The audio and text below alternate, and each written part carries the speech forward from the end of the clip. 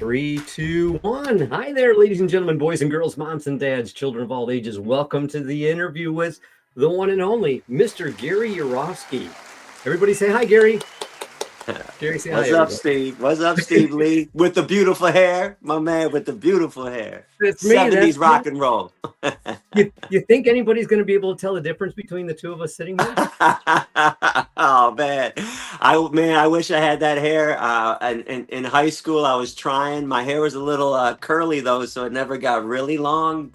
But it was hitting over my shoulders for a second, but not quite that pretty. Oh, I've got long past the show. You've seen the back, right? Yeah, man, that's some good shit. Let me see. Oh man, oh I didn't see that. No, okay, that's even better. And I'm glad That's you like said 70s because so many times people are like, oh, because the younger generation, they don't even know the 70s even existed anymore. It makes me feel so old. You've been talking about you old. I'm a decade older than you. really. But So, by the way, 70s, last great decade of music. For me, music has just gone downhill since the 80s. Now, don't get me wrong, a lot of great things came out in the 80s and 90s, Stevie Ray Vaughan, Soundgarden, all that stuff. But for the most part, overall, to me, music declined. And it was that MTV generation, that bullshit, that Adam Ant, Men at Work shit, right? It was like men without hats. Are they even playing instruments? Where are the instruments? no, that's when to me music like, okay, these bands are fun. I'll listen to them. I'm not going to go buy their album. Right. But like in the 70s, I would be standing in line to buy the next Led Zeppelin thing that came out because I don't even have to hear it. It's Zeppelin. I'm going to like it. Now, let me ask you this. Were you lucky enough to catch Zeppelin in concert? Because I wasn't. I did not. Oh, so disappointing. I saw everybody I ever wanted to see except Van Halen. But there are plenty of bands. There are plenty of bands I never had a chance to see, like Led Zeppelin. I was just I was born in '70, but once the '80s hit, man, I was seeing everybody that I could. I saw Stevie Ray Vaughan 7 times. I So hate to good. say it. I saw Ted Nugent 8 times. I used to be Nugent's biggest fan. Can you fucking believe that shit? The Whiplash Bash, I downtown heard it. Detroit every year. Really? Oh, I think I remember you saying this in one of your other Yeah. interviews. I used to be a huge fan of his. You know what, though? I do have to separate his evilness from his great guitar playing. The man can play a fucking axe, I'll tell you that. But I You got know, to see Cheap Trick. I got to see Kiss front row. I'll give you a story that nobody's got. Give Front it to us. row, 1983, Cobo Hall, downtown Detroit. I'm singing along with every song. Paul Stanley comes on stage for the encore, breaks his guitar, walks up to me and says, "Here, kid," and throws it to me, and I catch it, and I'm leaning over the barricade, and I'm the only one who has it. And the roadie came by and snatched it from me, broke my No. heart. I stayed after the concert for about 90 minutes begging and screaming at this guy to give it back to me, and watched him in front of my face. Broke the heart of a 13-year-old kid. He sold it for No. 600 bucks. 600, and I got proof. MTV was there, and it's on video. If now I can't find it. I used to have it on VHS, but there's an MTV video of him looking me right in the eye and saying, "Here, kid." The only good thing, I finally looked down and was looking around because I was moping, and one of the pickups was on the ground. I still have the pickup. I got Paul Okay. Stanley's pickup. At least you got that one. Oh, I would be crying. I'm still devastated thinking about it. I can't believe a grown man would break the heart of a 13-year-old kid like that. And then he kept saying, "Well, you were going to get stampeded." I said, "Fine. Nobody's around now. Now give it to me." I was the only one who had that guitar. I had it. I was leaning over. It was mine. Oh gosh. All right. I'll give you my Kiss story. Kiss, you mentioned, and Motley Crue were touring Ooh, together. We got hired to do, I'm an entertainer, juggler, magician, all that, right? Yeah, okay. all right. We got hired to do a thing backstage prior to them going on. And they said, "Hey, you want to see the show?" And my wife and I are just like, "Yeah." So we got to sit on the side of the stage for the show. I was Wow. in little teenage What geek heaven. what year was that? Gotta be 80? going. Yeah, no, it was, they did a tour together. Was it in, I don't even remember, but I'm gonna say it was well over 10 years ago.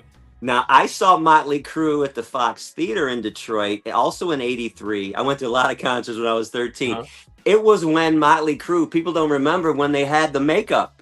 That first Too Yes. Fast for Love, when they were a heavy, heavy rock. That was the loudest concert I've ever been to this day. My ears rang, I believe, for 6 straight days. Okay, for me it was The Who. The Who was the loudest concert I ever. Oh, Does that okay. show my age? How far back I go? The Holy Who. shit. But you know what? We think it's good. The generation today, they don't know that music. Like I had a conversation with a girl the other night. She was in her 20s and she was telling me how Britney Spears broke down the broke boundaries for women in music. I'm like, are you kidding? She goes, who before Britney Spears? I go, you never heard of Janis Joplin? You never heard of Tina Turner? You never? And she's like, no. Ella Fitzgerald. I mean, we could go way back, for crying out loud. And it's like, I can Aretha go back. Franklin. I just can't believe this new generation does not know these names. Ann Wilson. I mean, we hard. Come on, Joan Jett. Totally. Stop it, Totally. Britney Spears. So here, my problem with this generation's music, honestly, it's got no soul, and that's not me being an old man. I love soul. That's why I can go back to Ella Fitzgerald. I mean, but there's no soul. I would love to duct tape these people to a chair and make them watch Aretha Franklin and Teddy Pendergrass so they can understand what soulfulness is. Ella Fitzgerald, all that stuff, Zeppelin, even Judas Priest, AC/DC, whatever it is, there's something with some oomph and some power. They're just passionless musicians these days. But would they even notice it? Because you and I don't know. we have developed a taste based for something based on what we were brought up in. They were not brought up in that, so they have no taste for that. It's like, how as vegans we change our taste buds before going vegan. It's, let's just say if I liked bacon this much and I tasted vegan bacon, I'm like, oh no way. But after a while your taste buds acclimate. And all of a sudden, I love vegan bacon this much, and I'm like, I don't even miss this anymore. Right, exactly. I think we can acclimate ourselves or get used to things so much. And I think the kids today are just so used to the music. It's just not it's not bad. It's not my flavor. Although you can watch goofy YouTube channels where their new generation of kids listens to Led Zeppelin for the first time, or listening to and there was one I watched with a guy never hearing Led Zeppelin. I can't believe that you could actually be 20 years old and never listen. He listens to it. It blows him away. He's like, I've never heard anything like this. And in my mind, I'm saying, I know. I know exactly, because look at your generation's music. You should explore what music used to be like. He was absolutely flabbergasted at what he was hearing. And he wasn't even hearing the best stuff. He was hearing a whole lot of love. I mean, if he dipped into Traveling Riverside Blues, just just all that off the wall stuff that Zeppelin was doing that actually wasn't on any albums. I mean, there was some great shit. What was the Street Corner Girl? Hey, hey, what could I do? I mean, this stuff is just on another level. Yeah. Oh, good. We could go on for hours on this. This is going to become the vegan music talk show. Maybe we should. We should. But yeah, 70s is when I got this hairstyle. I've just kept it ever since, but everybody thinks it's 80s and I'm trying to look like an 80s rocker. I'm like, no. All right, where the heck was it? I had all this prepared on the opening, and now we're sitting here talking about Led Zeppelin. It was my fault. It was my fault. I geared it that way. Look at that. You know who that is? I can't see. Oh gosh, I can't tell. It's too small. It's the Monkees. That's my guilty pleasure, man. I am a geek on the Monkees since 1966. But all right, let's get to this. I like corny music too, by the way. I'm a huge John Denver and Barry Manilow fan. I was going to say keep it on the down low, but I just exposed it. Are you a fan of low? I saw Barry Manilow in Norfolk, Virginia, 2002. And when the crowd was silent, I screamed out the loudest, I love you, Barry. What's your favorite Manilow song? Oh God, Mandy always got to me, but Time in New England is always good. I'll tell you what, he's one of those artists. I'm gonna say that every song he did was good. It was like Zeppelin. It was like Prince to me. It was like every AC/DC. Like there are no bad songs these guys ever produced. Unbelievable. Nothing, just so good. Barry Manilow was just, he had a residency out here in Las Vegas for a while. Just, I went to see the show a couple times. Just fantastic. See, Just, Bandelow's great, man. he's He doesn't get fantastic. enough love.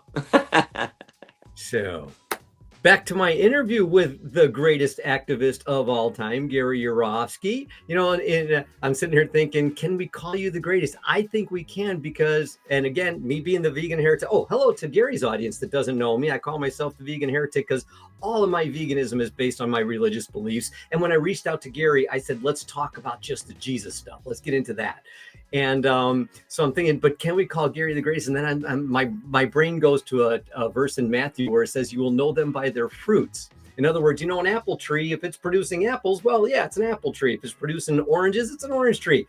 Gary's producing vegans out there. So yes, he is the biggest. He's the greatest. And I am so happy to be having a conversation with you. Thank you for the kind words, my man. Just doing what I can do. I made some promises to some animals a long time ago, and I told them I would tell everybody about their plight, and I'm just fulfilling that promise. Now, you're doing a lot of interviews, and as I said, we're going to try and keep ours focused on the religious parts because you've said several things. I mean, I watched over a dozen of the interviews you just done recently, and you brought up the God thing. And I want to make sure we focus on that. But before we do, the reason you're doing these interviews is because for a very good purpose and a very good reason, it's SASHA Farms. Can you tell us about that? SASHA Farm is a wonderful haven. It's a sanctuary for animals in Manchester, Michigan. They always have around 200 rescued animals there at all times, sometimes up to 300, but always hovering around 200. Cows and pigs, chickens and turkeys and goats and sheep, horses and donkeys. They're all allowed to be themselves for the first time ever. They're no longer property, no longer commodities. And it's such a beautiful place to visit. And to all the vegans out there, these animals at SASHA Farm and all sanctuaries, they are relying on us. They are counting on us. They have no one else to rely on. So please send in money. I'm not a fundraiser, so I'm just going to come right out and say it. Send in money. I don't know how else to say this. They need some help. And the only reason, I do want to clarify this. Normally, SASHA Farm is fine. They bring in about $250,000 every year, which is what they need. Problem is the old owner is retiring. And instead of gifting the farm to the new generation and to Shara Jones, the animal care manager, he's demanding that we pay him for the 50 acres of land that SASHA Farm is on. We checked it out with a real estate agent, a good vegan friend of mine who's been vegan for as long as me, and unfortunately that goes for $675,000. So we're trying to raise the funds to buy him off. We did get a land contract for 5 years, so we do have time to work with, but we want to get him paid off. So that's why I'm asking for money. And I don't receive compensation. Every penny goes to the animals. And just so we're open and clear, Shara Jones does receive a salary of $50,000. There's a couple employees that get $21 an hour. Other than that, it's all volunteers. So all the money goes to helping the animals. And people should go online and punch in my name and punch in SASHA Farm next to it. And you can see 6 or 7 videos that I recorded there around 10 years ago. Me just hanging out with the animals, Big Red and Bima the ox and the chickens and the turkeys and the goats and the sheep. And it's just this wonderful paradise. And it's a place for me that I would decompress over the years. I could finally just relax and be with the animals. And it's so lovely, and it would break my heart if we had to close down. Now, I'm not trying to frighten anybody. The animals are going to be fine if we close down. We just have to relocate them, but that's a horrible process because animals aren't stupid. People have to stop thinking that. They're aware, they're cognizant. So we'd have to put them on trucks. Animals like that don't like trucks. They see those trucks come around, and animals, when they get on those trucks, they don't come back. So we don't want to stress the animals out and have to relocate them and find them different homes. This is their home. So if we can just raise that money so we can pay off the old owner, everything would be wonderful. Now, good news is I've been doing a lot of podcasts over the last 2 months, so money is coming in. Things are really, really picking up there. So please keep it going well. Send in some money, send what you can. And if you feel more comfortable supporting your local sanctuary because you're not in Michigan, that's okay too. I want you to send money to sanctuaries. All vegans out there, send money. They're relying on us because the entire sanctuary industry worldwide is struggling right now. So please help out and volunteer some time. I always like going there for a couple hours a week, over the years. They need help picking up the poop and feeding the animals and watering the animals, fixing the fences, maybe repainting the barns, whatever it is. It's also nice to get to know these animals. One more thing about this. I notice a lot of vegans never go to sanctuaries, never visit the animals they're always trying to help. If that's you, get to your sanctuary, hang out with the chickens and the turkeys and see their personalities. They're all individuals, just like the other animals that you see all the time, dogs and cats, or the squirrels in your backyard, or the bunny rabbits in your backyard. All these animals have personalities. Some of them want to be played with, some of them don't. Some of them are super nice, some of them are not. Some of them just want to do their own thing and not be around humans, and that's cool because that's what's great about a sanctuary. They can do whatever they want to do from now on. Nobody's demanding anything from them. So if you haven't visited these animals and you're vegan, you need to go hang out with the animals and see what they're really like. Several times I've had vegans say to me, they're not big mouths like I am. They're not used to being on stage or comfortable in front of people speaking like you are, Gary. And they say they want to help. And I'm like, go volunteer at a sanctuary. Go pet some animals and play with them and clean up some poop. You can do it privately. You don't even have to do your hair. You don't have to put on makeup. You should not do your hair because you're just going to need a shower when you're done. Exactly. But it's like it takes nothing. You can do it, for an hour. You can do it for 5 hours. Anything could be appreciated. So there's a way to be involved in vegan activism without getting out there and putting yourself on the line and getting spit on like me and Gary. And being spit on. That made me think of something. We have a mutual. Am I ever going to get to these questions I have for you? No. We have a mutual friend, Jerry Yourofsky. Yes, my man, Jerry. And I heard the story about you and Jerry. And the reason the spit on made me think of it was I was at a rodeo protest the first time I met Jerry. And I've been very lucky that in the last few years, I've got to know Jerry outside of activism. What a great guy. What a fearless activist. I think, like you, he's fantastic. And you told a story about on Jeremy Loeb's broadcast. You heard that one? I was laughing because knowing Jerry, I can just see it happening. And but when I said spin on, if you do any protests, rodeos are probably some of the worst. I mean, and it's always look at me. I weigh 129 pounds. Okay, I'm not a whole lot of guy. All right. And it's always 4 or 5 guys that are the size of a mountain coming up to me, spitting on me, calling me, hippie, get a job. What are you protesting? That kind of thing. Jerry's like, either way, we're doing the protest, but we're down here on the corner because the organizer had us, where the cars come in so they would see us. Jerry's standing there with a sign going, there's nobody around here. I'm going to go over there by those people. And Jerry's a tall guy, but he's skinny like me too, But he's standing there and he just walks off by himself and he takes on all these huge rodeo guys. So I'm like, I like this guy. I don't know who he is. I want to get, and he's just a wonderful guy. I got to know him and he's great. Do you want to, can you tell that story again about when you went back for your backpack? You want to hear the story again? I do. I love that story. I was laughing so hard. And, all right, before I say it, Jerry's a badass. Jerry and I go way back to the 90s. That's when we met each other, and we were doing some crazy shit back in the day. And one more thing, when I said something about showering after SASHA Farm, I want to bring something up because a lot of people always say animals are filthy. I just want people to know humans are filthy too. When I'm done at the gym working out, I go home and take a shower. When I'm done flying on an airplane, when I'm back from the casino, when I'm back from a school, I have to shower too. So everybody know, don't tell me that animals are the only filthy beings out there. Humans are filthy. In fact, I think they're filthier, but that's a whole nother rant. Don't get me started on that. Now, Jerry and I, back in the 90s, what is this? This is probably 2000, 2001 right now. I had met somebody in Beverly Hills, and she told me she would take care of me so I can do my activism forever. So I go down there. It was the only time I got duped by a monetary offer. Well, it ended up not working out. Like, we just didn't hit it off at all. And after 7 days, I had to leave this place. So I call up Jerry. I say, hey, you got to come get me. It was a Friday. Now, he was married to Pam Ferdin back in the day, who used to be the voice of Lucy on Charlie Brown. Great I know. activist in her own Good right, trip. too.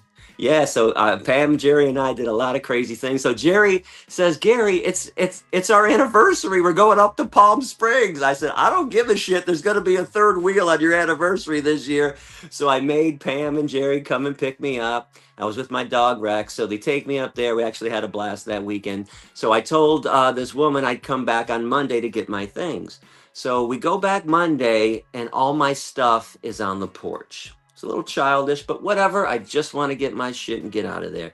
So I load up my Ford Escape, and as I'm loading it up, I realize there's a certain black bag that's not there. Now, not her fault, because I hid it in her closet and she didn't realize. This black bag had some paraphernalia, some memorabilia from some of my ALF days. So I'm knocking on the door, and I know now she's got a dog nanny. This was Beverly Hills, so she was wealthy. She had a nanny for her dog, and I knew the nanny was home, Darcy. And I'm pounding on the door, Darcy, it's Gary. I just want to get my one bag. I just want to get out of here. She won't open the door. So Jerry says to me, well, just come back tomorrow. I said, no, I want it now. He said, well, the window over there is open. Why don't you just hop right in it? I said, well, you know what? Not the first window that I had to jump through over the years. So I jump through the window. I go in. Now it takes me about 2 or 3 minutes. I walk to the back of the house. I look through the closet. I find it. I open it up, make sure everything's still there. So now I'm walking out, and it's like I'm Homer Simpson. I'm in another world. La, la, la, la, la. I got my black bag. I open up the front door, and Jerry is laying face down on the concrete. And in my head, like Homer Simpson, I'm saying, why is Jerry laying face down on the sidewalk? What's going on? And again, as I'm walking out further, why is Jerry laying face down? What is going on? All of a sudden, as I look around, there are 12 Beverly Hills police officers with their guns drawn. One is on the roof across the street, a sniper, and they scream, drop that bag and get on the ground. Now, I didn't realize it, but there had been a rash of robberies in Beverly Hills over the last few months. Now, I have an authority problem, if people haven't figured that out by No. now. So it doesn't You faze me at all, even with cops having their guns drawn. And this has happened to me several times. I have other stories, but I go, I ain't dropping shit. I live here. I'm trying to move out. And they drop that bag and get on the ground. Jerry knows how I am, and he says, Gary, they're going to shoot you when you just drop the bag. I'm like, Jerry, I ain't dropping shit. I live here. This is crazy. And the cops aren't backing down. Drop that bag. So I finally dropped the bag. I got my hands up. They're like, get down on the ground. Now, I also have an OCD problem with cleanliness. I'm like, I am not getting on the ground. That's not happening right now. They're like, get down on the ground. And Gary, get down on the ground. They're going to shoot you. So I lay down on the ground. They want me to put my head on the concrete. So I got my head up like that. I'm like, okay, that's not happening. There's no way I'm putting my head on the ground. That never happens in my whole life. So my head is up. The cops finally come over. They cuff me. They cuff Jerry. They sit us down on the curb across the street. Sergeant comes up to us and says and tells me what I just told you. He goes, you know, there've been a rash of robberies around here. We got you. And I'm just shaking my head. I'm like, no, I live here. What are you talking about? It was only 7 days, but technically I lived here, and I'm just trying to move out. And then he said, yeah, and we also received a call from somebody inside the house saying that you were waving a gun, threatening to shoot her. Now I don't even get it anymore. I don't understand. I'm like, what? And Jerry says to me, says out loud, set up. And I looked at Jerry. He goes, you've been set up. I said, but what? I don't understand. Now I see 2 cops kicking the black bag by the front door where I was. And it hits me. Oh my God. I look at Jerry. I go, no, Jerry, you don't want them to open up that bag. Oh my God, no. He goes, why? I go, no, Jerry. Oh my God, they can't open up that bag. and I know they're going to. The cops are kicking the bag. The one leans down, unzips it, pulls out ski mask, bolt cutters, gun. Even though I was an ALF activist, I did differentiate from them when it came to violence. I did have a gun with me when I went and did stuff. I wasn't going to be the one with a gun to my head. He pulls out more tools and hammers and screwdrivers and spray paint. I mean, whatever. He was just pulling out stuff. And I got my head down now and I'm shaking my head. And I feel Jerry's stare on me. Like, what? And I look over. He's like, his face is like, what the fuck, Gary? I go, it was my ALF bag, man.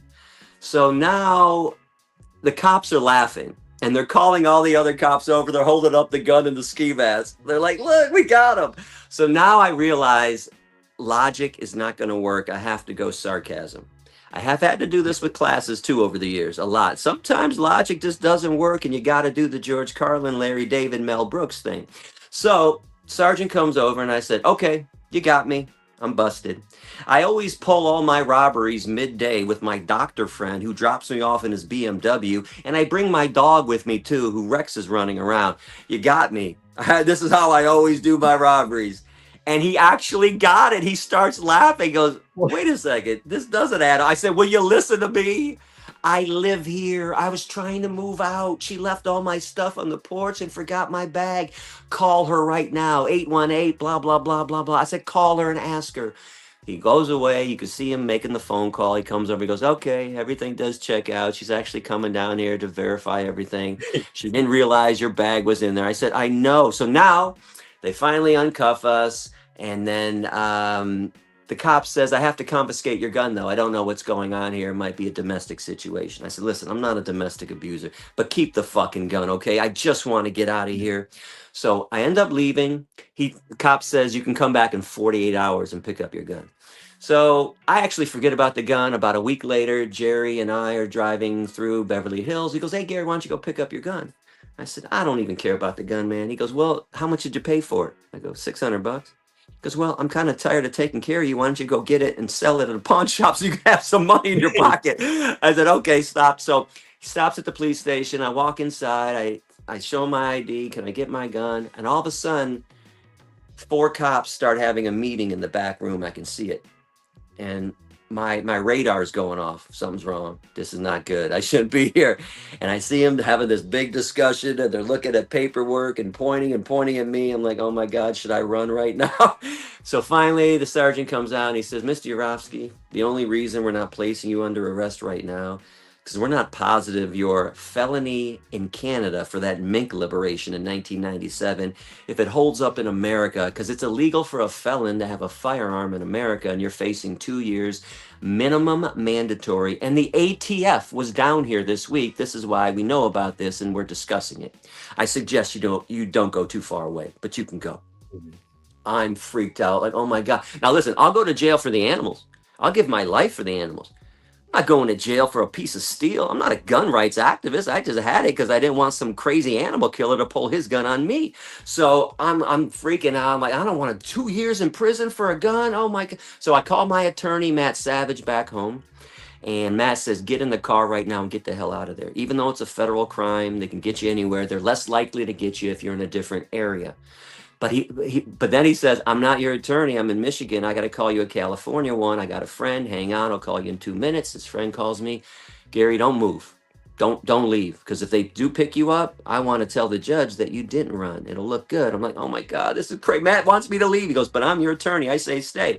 I said, can I go hide out at least? He goes, that's fine. So I go find this crappy hotel somewhere. And I'm hanging out there for several days. Matt keeps telling me, get the hell out of there. Finally, on the 5th day, Matt says, Gary, get in the car and go. So I jump in the car and I call the attorney. I said, I'm leaving. I don't care. I'm leaving. You can contact me whenever. So now the story's not even over. It gets crazier. So as I'm passing through Texas, I got my car on cruise control. And when I used to travel, I would always do cruise control because I didn't want to take an unnecessary risk. I don't want to get stopped by cops. So I put it on cruise control. I know I'm not speeding. Sure enough, the sirens go on, the lights go on, and they pull me over. Cop comes up and he says, license and registration. I said, wait, officer, what did I do? I know I wasn't speeding. Why'd you stop me? I had it on cruise control. He says, well, those things don't always work. Might need to be recalibrated. I said, what? Really? Oh, man. So now I'm not putting anything together yet. I'm just thinking this cop is just fucking with me, right? So I give him my license and registration. I could see him in the back in his car through my rear view mirror. He's punching me up in the computer, but it's like 10 minutes. I'm like, what the hell? He finally comes back up to the car and he says, Gary, why don't you step out of the car for a second and come sit in the front seat with me? Would have scared me to death. I never heard shit like that. I said, what? Why? Because why don't you come on out? I want to talk to you for a second. Come sit in the front seat. I won't put you in the back. I am skeptical as hell, but you know how cops are. He's insisting. So I get out of the car, and he puts me in the front seat. I would not have gotten in the back seat. Sits me in the front seat, and then he points to my tattoo. I don't know if you can see it. I'll try to show it. He points towards this tattoo, and it says ALF right here. And he points towards the ALF, and he says, what's that? Animal Liberation Front? So, yeah. He knows. Okay. I just want you to know, Gary, we know you left California. We know what you're doing, and we know where you're at. So what? Just want you to know, we know you left, but it's okay. You can get in your car and go now. Holy shit, right? They're following me like that. So I get back home, and the truth is, I just tried to forget about the whole thing, and I did. And about a year later, Matt calls me up, my attorney friend back in Michigan, and says, man, you are the luckiest guy ever. I said, why? Did you hit the lottery? Do I get a piece of it? What? He goes, I just got a letter from the ATF. They said, if you forfeit the gun, they won't pursue any additional charges. Again, I said, keep the fucking gun. I don't want the gun. Yes, they can have the gun. He goes, okay, it's that whole thing is over with now. So, yeah, Jerry, that was just like that's probably the craziest story in my 29 years of activism, and I have a lot of crazy stories that I went through. I've only told this story about maybe 3 times. 3 times during these podcasts over the last 2.5 months, and I've done like 30 or 40 podcasts. It's such a crazy story, but man, Jerry and I and Pam too, back in the day, we were a crazy threesome, man. We had a lot of crazy times together and did a lot of crazy protests. Yeah. Well, we're gonna make Jerry infamous off this. Actually, Jerry heard about it from the last show, and he texted me the other day. He goes, "You told the story? You really?" I said, "Yeah, it's a fucking great story." You know, so when I was in Germany 2 months ago in Frankfurt. There's a guy converted near Rosenfeld. He's got 7 vegan restaurants. And by the way, Near's dog just passed away, and my heart goes out. I got to meet her, Joya. She was a wonderful, friendly golden retriever, and his heart is broken, the whole family. So peace and love to Near. But so Near's kid, Keanu, he wants to be a film director. So I was telling him that story and a bunch of other crazy stories. And he says to me, man, your life sounds like a Quentin Tarantino movie. I said, you know what? That's funny because that story does sound like a crazy Tarantino scene in one of his movies, right?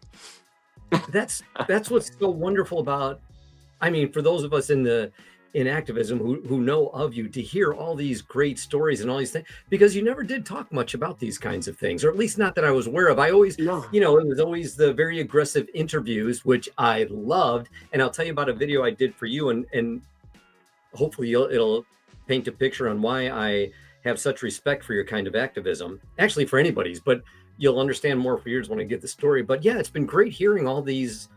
Steve, part of me when I came back, I was planning on going around and just telling war stories. I have so many that nobody knows about. And if people think I'm radical right now, holy shit, you didn't know what radical Gary was unless you knew me in the 90s. Again, cop confrontations, judge confrontations. I would interrupt judges and they would back down and listen to me. I wouldn't stand up for judges in the courtroom. I mean, I got so many crazy stories. In fact, in Frankfurt, when I first went out there to hang out with Near, I did a big fundraiser for SASHA Farm. And there were 100 Gary vegans that came out. It really just touched my heart. But I never wanted adoration. It was kind of weird to me. So as everybody was hanging out and wanting pictures, I said, you know what? Can I just tell some stories? 2 hours later, everyone is just, hey, I'm like, am I talking too much? Should I? No, more stories. I was just telling stories about the craziest things that happened to me, but that most people don't know anything about these stories.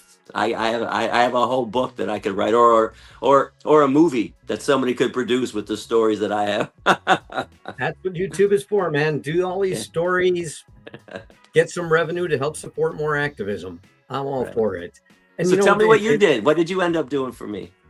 You were just mentioning okay. it. So this would be this came out kind of in defense of you, and none of it. I like what you say that we don't have to agree with each other. There's probably a world of things you and I don't like about each other. I don't care. I care about what are you going to do for the animals and how can I help you do that? And I'm going to let you do it the way you want.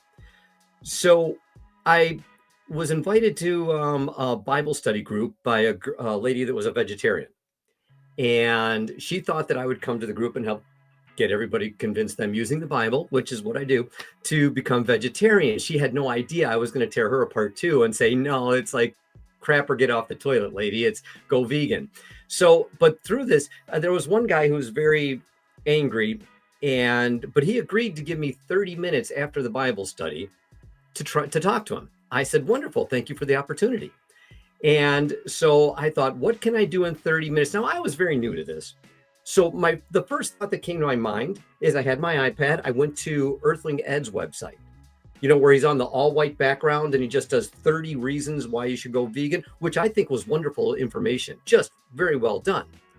Within the first minute of this guy watching this, and he was a really angry kind of guy. And Earthling Ed's a very calm, very intelligent, very well-spoken guy. Much, much respect for him also. But this guy, and these were his words, the way he said it, he goes, I ain't going to listen to no faggot with a man bun. Hippie faggot with a man bun. Because he had a man bun, But that was his comment. Now, I could have went off on him and just flipped him on. I could have been mean back, but, it was one of those things where forgive him, Lord, he doesn't know what he's doing. And then my mind kicked into who could match his energy? Gary Yourofsky. So I went to your stuff and he just I don't want to say he fell in love. I shouldn't say it like that. He was just challenged. He was very challenged by the way you presented it, because I showed him some of the meaner things you did. You should get raped, all the fun things that make Gary Gary. And he's like, who is this guy? And I go, well, he did this speech here, the best speech yet. He watched the whole thing. He even watched the Q&A. Now, I'm not going to say he went vegan and it worked, but the point was you were able to get through the barriers that somebody who was nice and polite couldn't. And I can get through barriers that, atheists cannot. Atheists can get through barriers that I cannot. The thing is, as activists, we all have our audience and we should get out there and do it. But I use that as an example on why that even though some people don't like aggression, so what? You don't like it? Don't use it. Let Gary do it. Let me do what I do. Let the activists do what they do best, and let's make more vegans out there. And you're right, by the way, sometimes I can't reach people because I can be a little too early Malcolm X harsh. In fact, in 2004, you could look this up online, punch in my name, with Kate Timko. I decided to bring my girlfriend at the time, Kate, on tour with me because I had an idea. I wonder if a woman's voice would reach a certain segment of the audience that I was incapable of reaching because maybe I was too harsh. And sure enough, when we started lecturing, all the women would come up to her and say, oh man, he's a little too harsh, but I liked what you had to say. And the guys would come up to me and say, hey man, I didn't know vegans could be this tough and this big. Wow, man, you're a pretty big vegan. So what the audience didn't know was that I wrote the entire speech. I didn't do this because I'm domineering. Kate said to me, you're the speaker, you're the activist, you write it and I'll just say it. So in her head, she tells me when everyone would come up to her, you're so nice. In her head, she's laughing, going, you don't even know Gary wrote every word that I said, and you guys think it was just her delivery. So we all have a different delivery. We all have a different crowd we could reach. In fact, I'll tell you, I don't do well with older people. Howard Lyman does great with older people. I don't think Lyman would do well with the younger crowd, with the college crowd that I could reach, or the tough crowd. And there's a lot of people that are too soft and too hippy dippy that wouldn't do well in rural America, which is where I wanted to spend most of my time. I was at Beaufort Community College, Halifax Community College in rural North Carolina all year round. I was at University of Akron. I was in rural Ohio doing these crowds of the hunters and guys that you couldn't walk in there with that tree hugging stuff. That's not going to work here, but it works with me. Right? It works from me, hearing it from me and putting people, calling them out.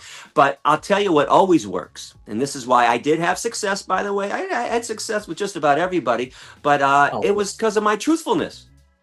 It was being honest. So I don't care if you don't listen, if you don't feel comfortable saying Nazi, calling meat eaters Nazis, or making Holocaust references, making slavery references, or talking about raping female animals.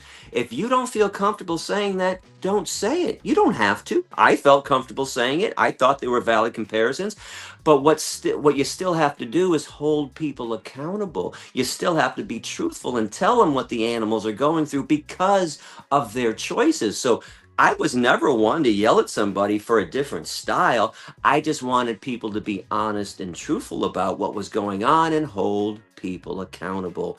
Tell them what animal exploitation is about. Explain to them supply and demand, that if you continue to eat meat, cheese, milk, and eggs, if you continue to eat flesh, things that come out of a cow's body, things that come out of a hen's body, you are responsible for pain and suffering. You are responsible for an immense amount of torture and exploitation. So you're absolutely right, though. Everyone's got a different style and everybody could reach different crowds. And we should all go out and reach who we can reach. And guess what?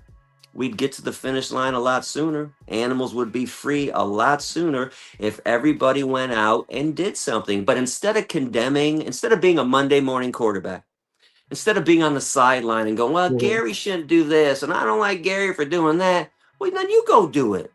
You go do something. You show me your way. Because every time people came up to me and would say, well, Gary, you shouldn't say you're a vegan liberationist. You should just say you're an animal advocate.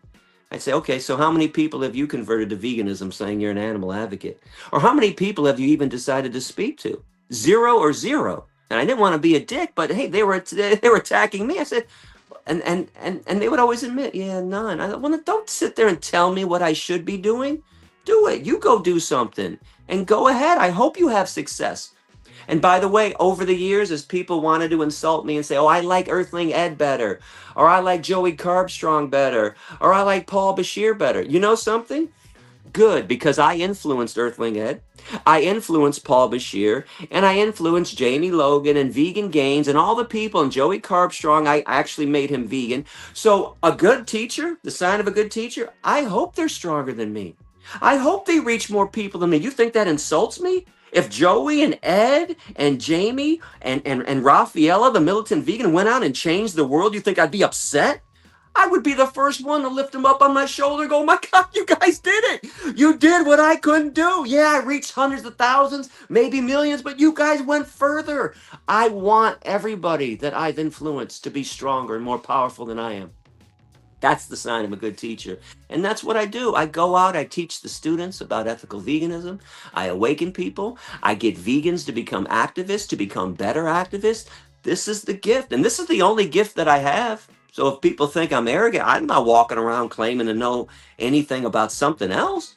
If you ask me right now, I mean, besides music, we can shoot the shit, but I'm still no musical expert.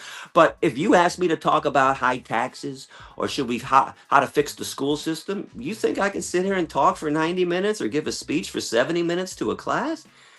But ask me about what the animals are going through, because I felt their pain and I saw their pain. I witnessed it. I was behind the scenes of every circus that ever came through Michigan. I was behind the scenes of every rodeo that ever came through Michigan. I went inside of vivisection labs. I broke into vivisection labs. I broke into fur farms. People know about my 97 raid. Okay, I went inside of more than a dozen slaughterhouses.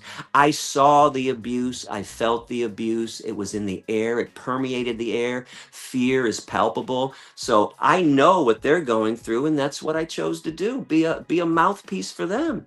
And if anybody still doesn't like that, the way I do things, well, you know what? I'm also not a mouthpiece for the animal rights movement. I consider myself to be an attorney, and my clients are cows, pigs, chickens, turkeys, fish, goats, sheep, and all the other animals on this planet. And I'm representing them how I think they should be represented. And that's all I'm doing. And I don't know how people don't fully embrace that. And you can still say, here's something else. So Dr. King and Malcolm X obviously had different styles back in the day. Dr. King was asked a lot to stop Malcolm X. And King's response was, don't ask me to stop Malcolm X. Malcolm X will stop when racism stops. So if anyone's saying, oh, Gary's too harsh or Gary's this, say, you know what? If you don't like what Gary has to say and how he says it, then stop abusing animals and stop exploiting animals. Gary will go away when humans stop exploiting animals. And let me throw this out there too. All the professors continuously brought me in. I still don't understand how anyone is upset with my style, because why would the meat, dairy, and egg-eating professors, the animal ag professors at Ohio State, why would they constantly bring me into their classroom if I was so radical, if I was so crazy? I'll never understand people sitting in a boardroom theorizing about how things should be done when I was on the streets. I was in the classroom, the street corners, in the jailhouse. I was doing it. And those professors always told me one thing too: we never met a real activist. You are the first real activist we've ever met. We only read about activists. We only hear about them. My God, you've been to jail 13 times. You've done thousands of lectures, hundreds of protests. Wow, we never met anybody, and we never met anybody so open and willing and honest to talk about everything they believe. You certainly are no politician, Gary. And that was probably the best compliment I got from the professors and the students. You definitely are not a politician. I don't say things that people want to hear. I say things that people need to hear. And hopefully everybody watching, if you're on the fence about being an activist, get out there and do it. Just like Gary just said, there's so many different styles. Your style may be what it takes to push that other person from that vegetarian lady into veganism. We don't know, and you won't know unless you get up to the plate, swing the bat, go for a home run. You get first base, that's fine. Yeah, and it's worked. Look around. I mean, hundreds of thousands for sure worldwide, possibly millions. That Georgia Tech speech has more than 25 million hits. I don't even check anymore. It keeps getting bigger, and everybody I run into, I've been in Germany for 2 months. I met at least 500 activists. More than 90% said that they went vegan because of me, or they became an activist because of me. I was in Amsterdam, same thing. I've been in Spain now for a few weeks. It's the same thing. Wherever I go, I'm hearing this from France too and other nations. Like, everyone is a Gary vegan. And I didn't even know. I'll be honest. I thought I was just preaching to the students. I knew I was reaching them. I had about a 50% conversion rate. Professors told me minimum 15 to 20%. That's a hell of a conversion rate in 60 minutes. I had to teach people to be nice to chickens in 60 minutes, and I was that successful. Mm-hmm. But I didn't realize that my speech was going worldwide, because I had retired at the end of 14, and I stopped looking online. I didn't watch anything for 11 years. I didn't know what was going on. Then when I came back out of retirement, everyone's like, Gary, you're changing the world. Everyone's a vegan and everybody's listening. I'm like, holy shit. So I still don't know how people could be upset. Hundreds of thousands of people single-handedly? Man, you know what? That speech was my magnum opus. I am thrilled with that speech. And that was my prime, by the way. So 2010, I started lecturing in 2002 full time. I did about 100 lectures in the 90s and early 2000s, but it was just local Michigan, Ohio stuff. But once I went full time around the country, 8 years into it, man, I was in my prime, and that speech. I'm glad somebody caught that on tape. I didn't even set out to record it. That's how much I didn't want the adulation and the adoration. Do people realize that for 8 years, the first time that my speech went public, it was 8 years after I started lecturing. I didn't care who was watching outside the classroom, because I decided, and I want to encourage vegans to be activists. It was my choice that I was going to do whatever I could do. And at that time, I said, I can reach these 25 students. I'm going to focus on these 100 students today. This is what I could do for the animals. I don't know about anything else. We all have grand ideas, but I know I can go give a lecture here at this school, and I'm going to reach these people. So don't think anyone else can't do what I did. I just went out and I just went out and did it. Let me be simple. You want to be an activist? You got to do something. Stop talking about what you want to do and do it. I got tired of the meetings and discussions everyone was having. Let's have a discussion about the meeting and a debate about the meeting and a discussion about the debate. Then we'll debate the discussion. Like, what the fuck? I got so sick of that in the 90s. I decided I'm going to break out. I'm tired of this. I'm just going to go do whatever I can do. And look what I did, man. I was just determined. I was just one determined MF. I did Cube of Truth probably every weekend for, I think, close to 7 years. And several times when people come by and go, are you a vegan? Have you ever seen that Gary Yourofsky speech? And I'm like, oh my gosh, yes. Now, I found your speech after I went vegan. I went vegan practically overnight. Again, for me, it was a religious thing, which is why I do the whole Jesus kind of channel here and all that. I came down to the idea that if a Christian has a choice of food that comes from violence or compassion, shouldn't a Christian automatically choose compassion? That doesn't even argue whether or not a Christian can eat meat or whether they should or whether they can or have permission. It says, who cares? What matters now is you have a choice. Shouldn't you choose compassion when you can? That kind of thing led me down the path of what I'm doing. And it's been a wonderful journey. And I wish I would have saw your speech earlier, though, because once I did get into it, again, I went in for religious reasons. Then I started going on the internet like, well, what the heck am I doing? Because I didn't know what I was doing. And I had to start getting, and I found your speech. I go, this was so empowering. It just made me feel like I wasn't alone, that I wasn't an idiot for making these assumptions, because you just gave some very practical, down to earth, reasons for being vegan that I don't think anybody could really argue with. So even though I did it because the whole Bible thing, you just reaffirmed it for me. So the Bible, by the way, is a great reason to become vegan. If you go to my Instagram account, I think I just did 6, 8, or 10 posts religious based, where I'm challenging the religious crowd, because the Garden of Eden was vegan, and every major religion has a Garden of Eden version. So we know how the beginning was. We know about the end. Isaiah 11:7, God's holy mountain. The wolf will live with the lamb. The cow will feed with the bear. The lion will eat straw like the ox. A little child will lead them, and no one will harm my holy mountain. The beginning and the end are vegan. Why don't we strive towards these perfect states? But everyone's striving towards a horrible state, not making any effort, thinking that all they have to do is accept Jesus. All they have to do is accept whatever their Messiah is. But no, you have to be a good person upon accepting the Messiah. You can't just accept and expect to get a free pass. God demands that you live a nice, decent, compassionate life and look at his perfect states. Genesis 1:29, the first dietary law, I give you seed-bearing plants for food. Does anyone really believe, by the way, that there are slaughterhouses in heaven? Every religious person I've ever met always tells me, too, that humans are sinners. And then when vegans come up and approach them and point out the worst sin, murder, killing somebody else, they all deny it. They become defiant. I said, well, then what's the sin you're talking about when you say humans are sinners? I'm telling you what you're doing to these animals. You're ejaculating male animals in the meat and dairy industries to obtain their sperm. Are you telling me God condones that? Are you telling me God condones taking that sperm and shoving it inside a female animal to impregnate her and then steal her baby? God condones baby stealing? It sounds like the God you're glorifying is no better than the devil you're condemning. And I find that to be blasphemous, because I do believe in God. I do accept God. And I just don't accept people killing in God's name.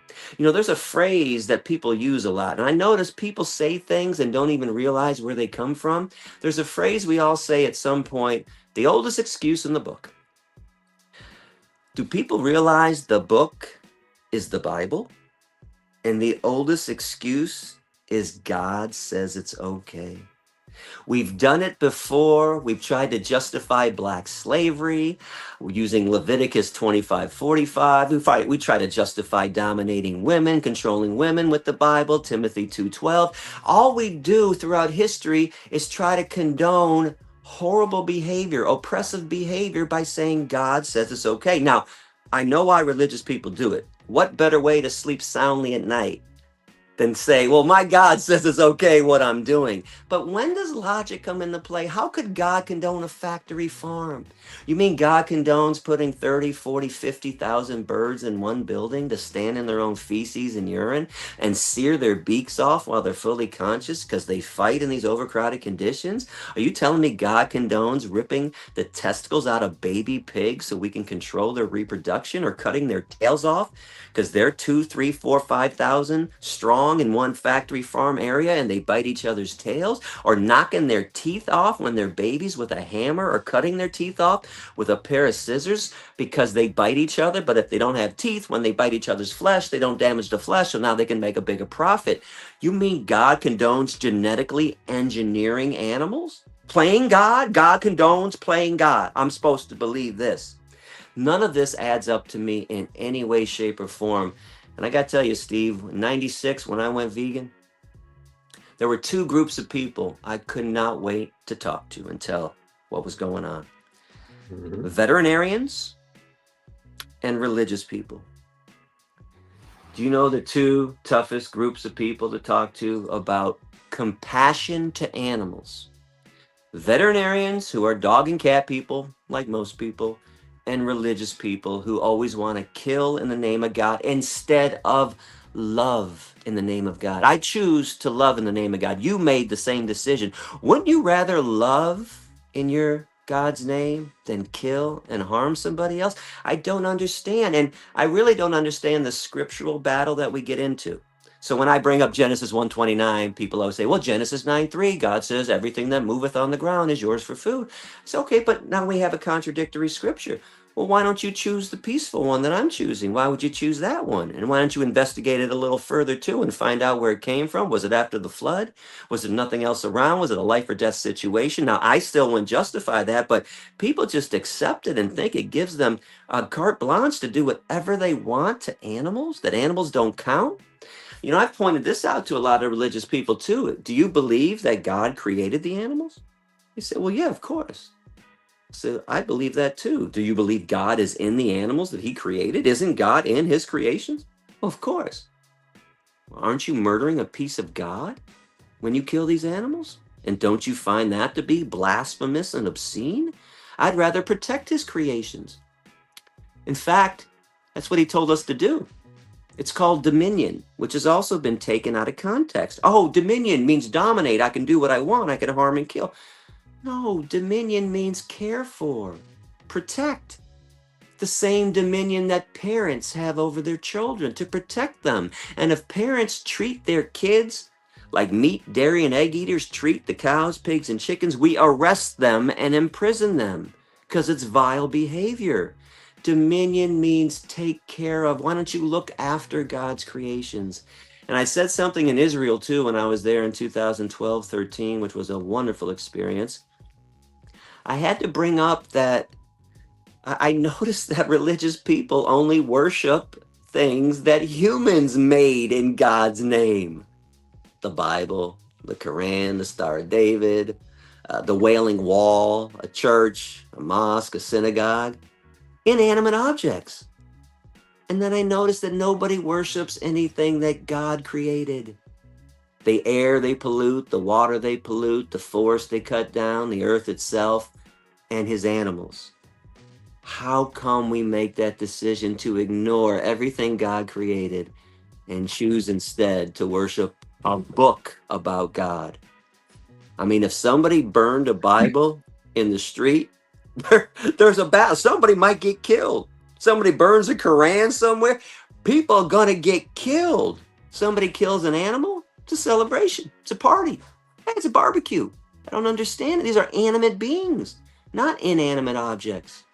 So I now, with all this being said, I reached a ton of religious people. I don't want to act like religious people are unreachable, please. And the atheists out there, I'm a little perturbed with you because I have a lot of atheist friends over the years that didn't want to listen to the Bible arguments that I was trying to explain. They say, well, Gary, I'm an atheist. I said, well, hold up. Your goal shouldn't be to take somebody away from God or Jesus. That's not your goal. Your goal is to make them a compassionate person. So explain the Bible to them. Explain to them, thou shalt not kill. The golden rule that's in every religion, by the way, do unto others. Animals certainly qualify as others.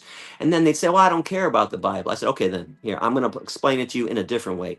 Can you tell me scientifically why vivisection, why animal experimentation doesn't work? And they say, oh yeah, because you can't make anything relevant, from a monkey to a mouse, from a mouse to a horse, from a horse to a human being. There's no extrapolative coefficient. There's no formula. I said, okay, I didn't realize you were a scientist. Were you going to night school to be a scientist or a doctor while I wasn't paying attention? So you're not a scientist, but you can tell me why vivisection is unscientific. So even though you're not a religious person, you're telling me you can't study the Bible and explain to a religious person why they're not following the word of God? So stop it already. Atheists out there, stop trying to take people away from God. That was never my intent. I spoke at Valley Forge Christian College all the time.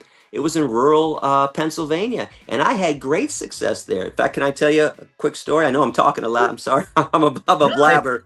So I kept the whole day off for you, man. It's all your thing. One of my favorite things I ever came up with, and I want people to know, a lot of times over the years, it wasn't scripted. I was a freestyler. So I was at Valley Forge having a great lecture. We got to Q&A, and we got into the scriptural battle. I'd say mine, they'd say theirs. I'd say Proverbs 12:10 says, a wise man cares for the needs of his animals, but the kindest acts of the wicked are cruel. So don't tell me a free range or a cage-free farm is any better than a factory farm. It's all wrong what we're doing. And then they bring up their scripture about harming animals, and I'd bring up Hosea 2:18. In that day, I will make a covenant with the animals, all the birds of the air, the beasts of the fields, bow and sword and battle I will abolish, so all may lay down in safety. So we went back and forth. Every time I said a scripture that was positive about protecting animals, people would be on my side, and another student would bring up the bad scripture and about harming it, and then I'd lose them. So it's back and forth. I'm getting perturbed. It's about 45 minutes into Q&A. Now, I can be dramatic, as everybody knows, so I decided to put my hands up in front of the class in silence and close my eyes. I do this for about 60 seconds. Why? I'm waiting for everybody to shut up because I'm a little tired. Right? So, and now I hear people mumbling, what's he doing? What's he doing up there? I'm waiting for you to shut up. So when finally everybody shuts up, in my head, this was the plan I had. I was going to name every horrible thing that we've done to animals. I was going to preface each example with saying, if God says this is okay, or if God condones this. Now, I didn't know how it was going to end, but I always had faith. I knew God would guide me and make me end up where I needed to end up. So 3 minutes straight, top of my lungs. If God condones beating elephants in the circus to make them perform, if God condones ripping the testicles out of baby pigs, if God condones putting chemicals in the eyes of bunny rabbits to product, and on, and I get louder and louder. Students are getting lower and lower in their seats. They're getting hammered and beat down. I said, and then I ended it, if God says it's okay, then what does the devil do? In my head, I said, holy shit, don't ever forget that, man. That's a good one. That was off the cuff. And as I said that, it made so much sense to me. It made a sense to 50% of the crowd, which is what I normally reach. But Dr. Reverend Bruce Marino, whose classes I used to speak in, he's in the back of the room. He's got his arms crossed, and he shakes his head, and he says, everybody give Mr. Yourofsky a round of applause. A little fire always shed the light on some darkness. And half the crowd came up and said, man, in the name of Jesus, I'm going vegan. In the name of God, I'm going. I don't know what I was thinking. Unfortunately, the other half, I don't know what to do for the other half that doesn't change. Good news though, professors always told me for the other half, about 20-25% would make a drastic change. They cut out dairy. They might go vegan 2-3 days a week. Now, of course, I want more because the animals need more. But I'm also not unreasonable. I'll take that. Hey, that's still a victory. And who knows, because maybe in a year or two, it'll all make sense. And now those 3 days will be 5 days or 7 days finally, and they'll become vegan. So there's only a small percentage of every crowd that walked away and didn't do anything. And for that, I don't know what to say to make somebody care, because caring is difficult. In fact, every time there was an argument during Q&A, the first thing that went through my mind was, Ah, I wish I didn't know. Life was so much easier when I didn't care, when I was unaware, when I was selfish. Now, of course, I'd never take this back. And I'm just telling you honestly what went through my mind because I didn't want to Mhm. be yelled at. I don't want to be hated. Nobody wants to be hated. No. And everybody used to love me before I was vegan. I was the life of the party. There was no party till I showed up. And I smoked a lot of weed back in the day, always had the weed, so the party didn't start till I walked in. But all of a sudden Gary becomes vegan and people are like, oh, Gary's a dick. Really? What happened? He likes pigs. Well, he likes chickens now. What? I like and I care about somebody else, and all of a sudden people don't like me anymore. It's strange, but that's what happens throughout history. You don't get rewarded for caring and being ethical. Society rewards unethical behavior. Go out through history. Look at all the people we collectively admire. Dr. King, Malcolm X, Cesar Chavez, Nelson Mandela spent 27 years in prison for trying to end apartheid. I mean, you go, Harriet Tubman, these people, Frederick Douglass, these people were hated during their time. They were imprisoned or they were killed. A lot of these people were assassinated for trying to make peace. Look at Mhm. Jesus, crucified for trying to make peace. And do people realize the last act he did before he was crucified? He was in the church, not only getting the money changers out, opening up the cages to get the animals out from being sacrificed. Oh, so he was killed for being an animal liberationist too? Yeah, shocking. He cared about the animals. And where was Jesus born, by the way? I don't mean the city. In a manger, in a barn. He was born around the animals. The more I think about it, he came here just as much for them as he did us, maybe more. Maybe he was their Messiah. Maybe we stole their Messiah and took him. We steal everything from the animals. We steal their lives. We steal their skin, their flesh, their babies. Maybe we stole their Messiah. I know he was born around the animals and he died for the animals. So people need to start thinking about what Jesus really stood for. And he stood for love and compassion and empathy and kindness. And would he, like, if you put a knife in, could you imagine Jesus with a knife in his hand? Are you supposed to tell me? Am I supposed to believe Jesus would slice the head off of a cow? Jesus? You got to be kidding me. He would slice the head off of a chicken? Who? That's devilish work. Don't make Jesus and God out to be devils. And I've been to all those places I told you about, the slaughterhouses, the research labs. I got news for everybody. There's no God there. I hate to say it. I know God's everywhere. He's not at a slaughterhouse because the hair on the back of my neck would stand up when I was there. The devil was there. You know how many times, Steve, I was at a slaughterhouse getting footage and I would go like this. I would look behind my shoulder like, is Satan there? What the hell? I feel evil in the air. So I still don't understand religious people that want to be defiant. And what are we really asking? What are we asking? To show kindness? You're going to be defiant about showing kindness? I don't even get it. Why would you choose to be defiant about not stealing somebody else's baby? Do you know when I was in Germany with Anonymous for the Voiceless these past few months, one of the things I would ask people on the street, and I'd say, this isn't a riddle, just play along with me. Black woman, white woman, Hispanic woman, Asian woman, they're pregnant. They have a baby. Whose baby is it? Everybody would say, theirs, of course. Say, yeah, of course, theirs, okay. Cow, pig, chicken, turkey has a baby. Whose baby is it? The meat eaters? The meat industries? Are you kidding me? Because the more I think about what we do to animals after 29 years of being vegan, baby stealing is at the top of my list of the most evil things that we do. Stealing somebody else's babies and killing those babies? Am I supposed to believe God or Jesus would condone not only killing animals, killing baby animals? Chickens are killed at 6 weeks, genetically engineered to go to full weight in 6 weeks. God condones being a baby animal killer? Pigs killed at 6 months? Jesus condones killing pigs when they're babies? You got to be kidding me. It's such crazy behavior on behalf of people who claim to know right from wrong, claim to be moral beings. And all vegans are trying to do with the religious community and everyone else, we're trying to put you in alignment with your ethical principles. You claim to be good, but your behavior is not showing that goodness. when you sit down to dismembered corpses, when you consume dismembered corpses and things that come out of the animals, you're not acting in the best way possible. You're acting in the worst way that you could possibly be. Why not strive? Now, I know religious people will still say humans are sinners, and that's fine. But can you strive to be the best you can be? What would be so bad about showing mercy? I even did a video recently on Instagram where I concede everything to the religious community right now. I'm going to do it on your show right now. Everything you tell me, even though I disagree, I'm not going to argue. Fine. Humans are the crown of creation, created in the image of God. Okay.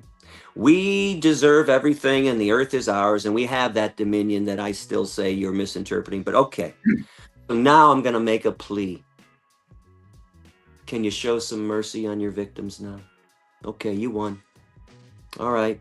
God gave you everything. Does it have to go on forever? Can you now extend some mercy to animals that you have been exploiting and killing for thousands of years? What would be so wrong with following Daniel's diet? Don't act like that there aren't vegans in the Bible. Daniel's diet was based on vegetables and fruits. Clean eating. There were a lot of beings, okay, that live this way, a lot of prophets that live this way. You don't have to live the other way. You have a choice. Why not choose kindness? Why not extend some empathy to God's animals? And again, okay, just show some mercy. That's all I'm saying now.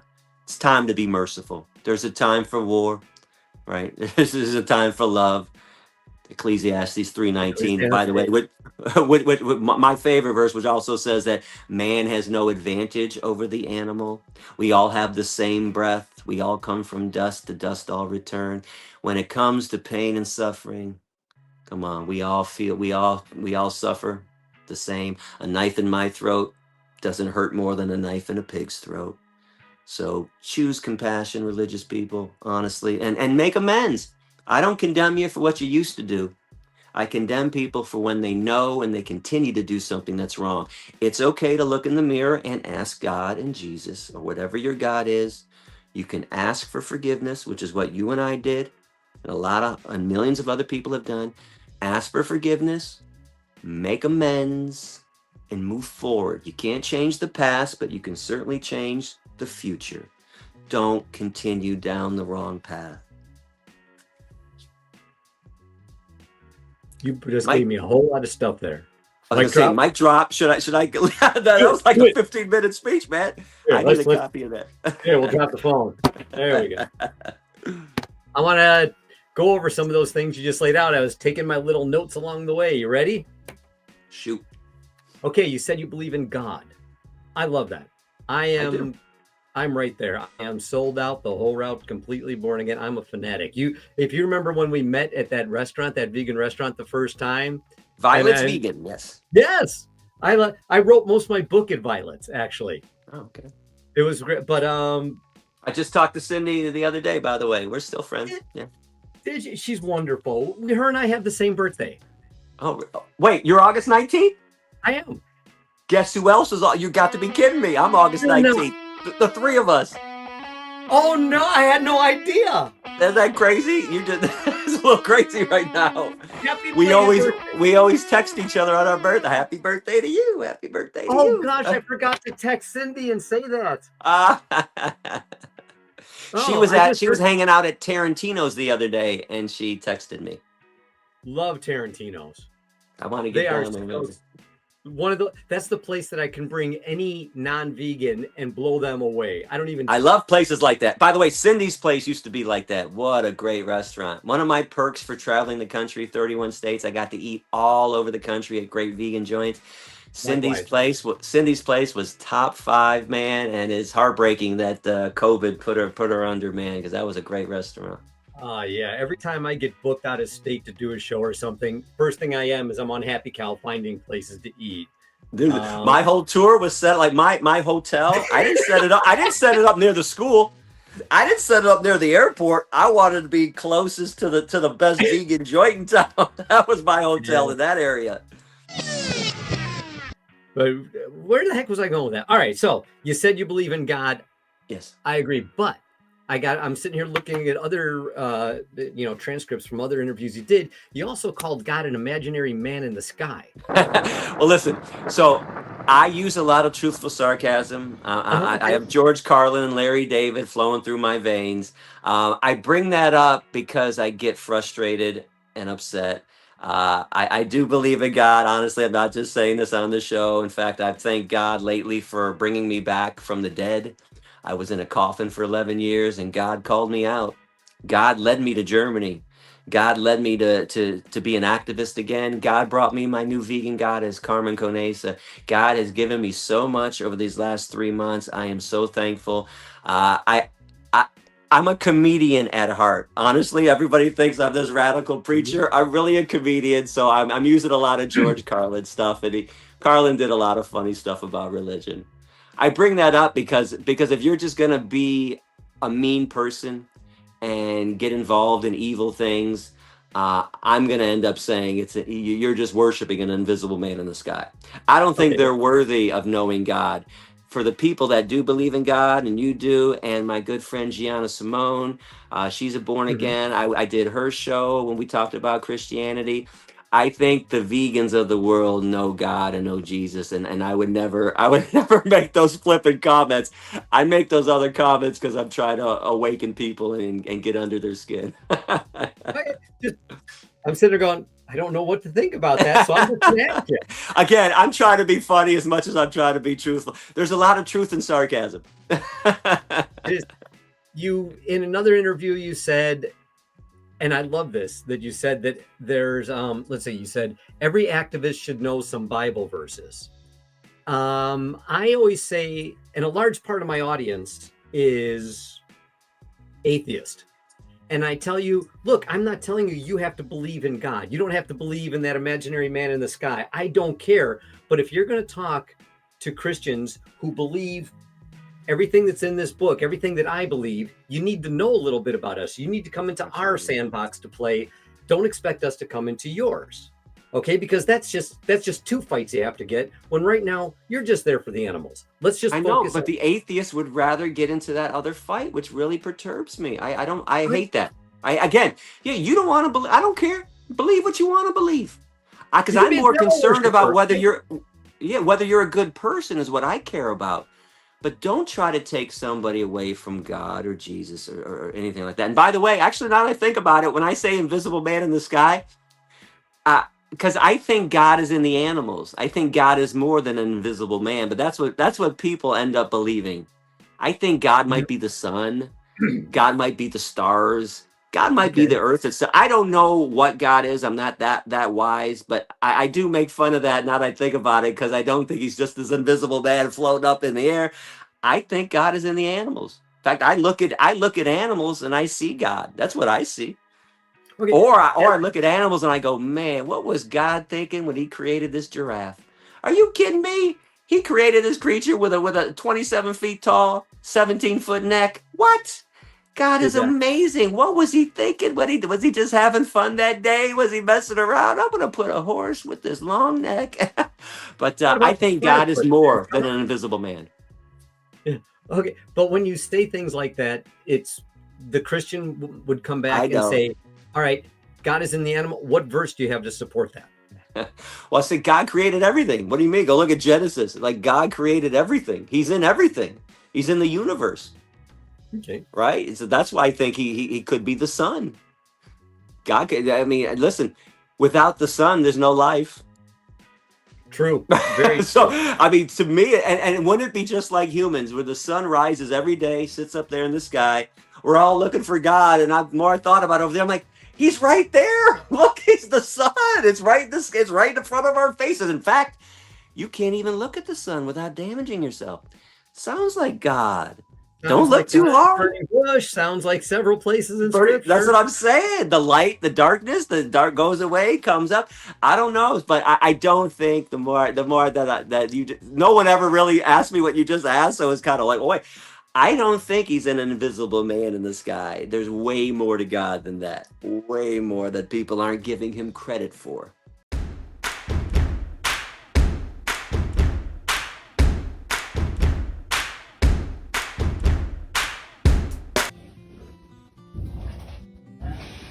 Hey, what's happening, everybody? It's Gary Yourofsky, the new ambassador for SASHA Farm Animal Sanctuary. Let's go over and say hi to sweet Lenny. Look at this baby girl. Look at this belly. Everybody, we need some help at SASHA Farm. We don't have much money in our coffers. We are now transparent about everything. We only have about $100,000, but we still have to pay off the old owners. We still owe over $400,000. And we still have operating costs of about $250,000 a year for hay, for veterinary care, for the salaries, for the animal care team run by Shara Jones, the best animal care manager in America. So everybody, please go to the SASHAFarm.org website, SASHAFarm.org. Go to that donation button and help us out. Please do it as much as you can, maybe once a month, maybe once a week. Whatever you can give is definitely going to help us out. And look, for this baby, this is a 600-pound baby girl. Can you believe this belly? Everybody, please help SASHA Farm. Send money. We need it. Peace. I love you. The biggest objection that I find Christians give, I have my own answers. So I wrote a whole book about it. I have my own answers, but what is yours when they say dominion? I know you talked about it earlier, but I want you to unpack it just a little bit more if you could, because you can argue over the meaning of dominion and they're still going to think they got the right to do it. Tell me what your thoughts are about, because you said dominion, like, for example, if I understand right, you're saying dominion doesn't mean domination. It means stewardship. It means care. Correct? Can you go a little bit further on that? It means care for. It's really a simple concept. Again, parents have dominion over their kids. We don't let our kids stay out when they're 6 years old till 4 a.m. We don't let our 7-year-old kids walk down a street at night by themselves. We protect our kids. Hey, you can't, oh, don't touch that hot stove, baby. Come over here. Hold on. That stove is hot. You're going to burn yourself. We're supposed to look after the animals, protect them, help them when they need it. How about that? How about we go and help animals when they need it instead of harming them? So dominion, I don't know why it's turned into this abusive dictatorship that we have with animals. We're like Putin. We're like the North Korean guy. I mean, what in the world? Why would you choose to rule with an iron fist when you could rule with a loving touch? Why would you take advantage of somebody else, even if you think you're more important? Again, I concede, fine, you are more important than a cow. Fine, your family's more important than a cow. Does that mean you have to kill a cow? Well, I don't understand why you would just harm somebody because you think you're superior. That's oppressive behavior. That's dictatorship behavior. That's slave owner, slave behavior. Don't act like that. Don't act like a domestic abuser, right? You're supposed to take care of your wife, protect your girlfriend. You're supposed to make sure they're safe, they're loved, they're cared for. Dominion has been so misconstrued, and it's probably the basis for nearly all of the abuse and the exploitation that goes on. But I think people are misinterpreting that. I've also heard people tell me that dominion comes from domicile, from home. Protect your home, care for your home. And if they just think about everything I just said, do you really think dominion means stealing somebody else's baby? How could that be dominion? Again, sounds like vile behavior. Sounds like something an evil person would do. You know, the devil's greatest trick? What was the movie with Kevin Spacey, Kaiser Sose, Usual Suspects? He would say, I think he said this, the devil's greatest trick was convincing people that he didn't exist. I want to change that up a little. The devil's greatest trick was convincing people to do things in God's name that God would never condone. True. That's how the devil operates. That's again the oldest excuse in the book. The devil came up with that shit. Oh, God says it's okay. Just tell it, do what you want to that black person. God says it's okay. Do what you want to that cow. God says it's okay. Do what you want to your wife. God says it's okay. No. Sounds like devilish behavior to me. And I just wish religious people would also use the brain that God gave them Just weigh it. How could you justify a slaughterhouse, a house of slaughter? How could you just say that this is okay, especially when you wouldn't tell me there's a slaughterhouse in heaven? Why don't you strive towards the heavenly state? Everybody acknowledges there's peace in heaven. There's peace in the Garden of Eden. There's peace on the Holy Mountain. Well, okay, let's go for it. I know as humans, we're never going to be perfect. We're an imperfect being, an imperfect creation, but we can certainly strive. And what I don't see from the religious community is any attempt to eliminate harm in their lives. They're just piling it on. It just piles on and it never stops. I mean, how come the religious people then don't get rid of product testing? How come the Christian church, the Catholic church, how come the Muslims of the world? I mean, God certainly wouldn't condone pouring chemicals in the eyes of bunny rabbits, dipping dogs in kerosene, lighting them on fire for burn research. Would God condone keeping an elephant in chains for a circus to entertain people and stand on his head when an elephant walks 20 to 50 miles a day in the wild? Would God condone putting a flank strap around a bull in the rodeo so tight around their backside that they're kicking to get the strap off? That's why bulls buck in the rodeo. People don't even realize. Why don't they get rid of all the other forms of abuse then? It's like all they do is justify every form of animal exploitation. Make an effort. Maybe I would back down a little if they made an effort and got rid of the other horrible forms of abuse, but all they do is defend it based on dominion. And I have to tell you this, the longer I live, the more I look back at all the social justice movements throughout history, and I've noticed the crowd has never been on the right side of justice. How about this, including the religious crowd? Never been on the right side of any social justice movement. Always a small group of people trying to explain to everyone, hey, what are you doing? What are you doing to these beings? What are you doing? Hold on. And then religious people were instrumental after the fact, and they got involved and finally helped end atrocities, but it is never the small group understood the horrible things that were going on. So this is another issue. This is another case where the religious community and the entire population is on the wrong side of an issue, and I don't know why. Again, they're choosing to be defiant. You can make a compassionate decision. If you have a choice, choose compassion. If I can help somebody, you know what? I'm going to help them out. I'm not going to harm somebody. And what I love about veganism, and you probably feel the same as me, even though I believe in God, I don't think I'm more important than his animals. I don't think my life is more valuable than a worm's. I value their lives. I give my life for them. This is what I do. In fact, when I moved into my last house in 2019, there was a sump pump. People don't know it's a device that collects groundwater, rainwater, so it doesn't flood your basement. Well, it wasn't set up properly in the backyard. It was just a little 3-foot patch. It kept spitting out the water, going back down. So I dug a 30-foot trench. Took me 10 hours. Why did it take me 10 hours? It only took me 2 hours to dig it. Took me 8 additional hours to make sure I wasn't harming worms as I shoved the shovel into the ground. And as I took out the patch of dirt, I went through the patch of dirt and got all the worms out, collected them, and relocated them. This, to me, and I don't want to toot my own horn, but this was godly behavior. Hey, these are his creatures. I'm not going to harm them needlessly because I had to dig a trench. I'm going to relocate them. They serve a vital role in God's ecosystem. I'm going to relocate them and put them in my compost pile over here. God created things a certain way, and to me, he certainly didn't create these animals to have their babies being stolen, to have their heads chopped off, especially when they're babies. And he certainly, again, didn't create animals. He didn't create us so we can play God and recreate his creations with genetic engineering. So I want people to understand every animal in the meat, dairy, and egg industry has been genetically modified. There's not a normal animal that God created in the meat, dairy, and egg industries anymore. These are our creations.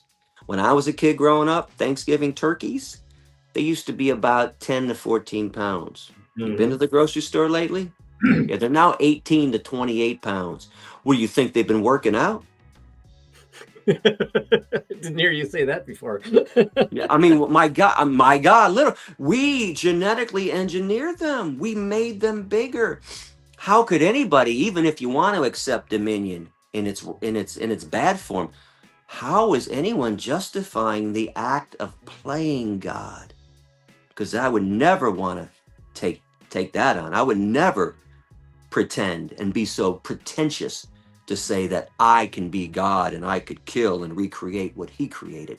Yeah, he kind of did things a little perfectly, don't you think? And don't you think that we're kind of messing everybody up, messing everything up? Look around the planet. Look what we're doing to his planet. He created the earth. We cut it down, we pollute it, we destroy it, we pollute the water, pollute the air, use up all the resources. We're like parasites. God certainly didn't intend for us to be parasites, did he? I don't understand why we strayed so much and how we strayed so much, but we did. We did. And listen, we have to get back. We need to get back to Eden.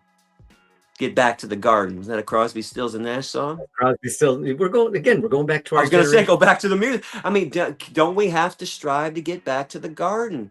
This garden doesn't. And by the way, something else. Here's something new. I've been thinking about the apple that they always say that I think again that's a story that's been misconstrued or redone over the years. Why would eating an apple cause sin? I think the apple was probably an animal that somebody ate, and that was the sin that was committed that threw us out of Eden. It could be theologically. It was never proven to, no one ever says an apple. Some people think that since Adam and Eve covered themselves with fig leaves, it was actually a fig, but it wasn't the item that was being eaten. It was a matter of what it represented, and it represented their saying, "No, God, we don't want your way. We'll take over. We'll do it our way." So it was more of a disobeying. It was more of claiming your own independence outside of God, and God saying, "All right, fine. You want to be on your own? Be on your own." And isn't that what we continue to do, and why there's such chaos? I mean, religious people, I'll ask you this: why is there so much chaos in the world? You think it's maybe because we're not following God's ways? Why so much chaos? Why so much harm to his animals, to the earth, to other humans? Why? Why do we always want to dominate somebody else instead of embrace? I'd rather help somebody else. I don't want to take advantage of somebody ever. Okay, to some of the things you said, the Christian is going to come back and say, only humans are made in God's image. What's your response? Well, personally, I disagree because the image right now is not of God. As I look at human beings, we're images of the devil. So I don't believe that. Maybe at one time we used to be an image of God. I don't know. But I look at the animal kingdom and I see images of God. I see pureness. I see holiness. I see kindness. But even if we were the image of God, how would that justify anything that we're doing? So I also don't care. So the image of God. So again, does that give us the right to steal somebody else's baby? Be in the image of whoever you want to be. I'm not even going to waste time arguing that point. To me, it's a non-point. It still wouldn't justify everything that we do to the animals and the earth. Let's go. You also brought up Genesis 9:3. You want to tell me some more thoughts on that? It's I wrote something that if you read Genesis 9:3, you can't start a book in the middle. Ninth chapter of Genesis is there's 30 what chapters in Genesis. If you start there, you're going to get a wrong interpretation. Yeah. If you go to the 8 chapters prior, you're going to see God describes animals in many different categories: birds of the air, fish that swim, cattle that roll. He says it at least 10, if not 12 times. And then when it gets to Genesis 9 thing, he says, he also describes one of those categories is moving things or creeping things. Then when we get to Genesis 9:3, he doesn't say you can now eat the birds of the air, the beasts of the, he says you can eat the creeping things. Now that word in Hebrew is remes, which means one thing specifically. It means things that swarm, worms, the worms you protected.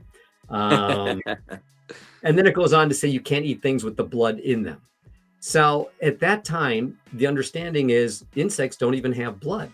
So what God was giving permission for at that time, and it may have been out of necessity, that's some arguments, not necessarily mine, but just one, that God was saying you can eat bugs, not cows, chickens, and pigs.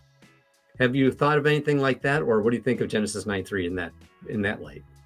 Yeah, I can't explain. I'm going to explain this, and it's going to offend some people. I believe humans have tainted. I believe humans have tainted the Bible, and put in things that they want to justify, that they want to do. So when I look at bad scriptures or scriptures that permit harm, I said, man, that's got humans written all over it. That's got some humans saying, I want to justify what I'm doing.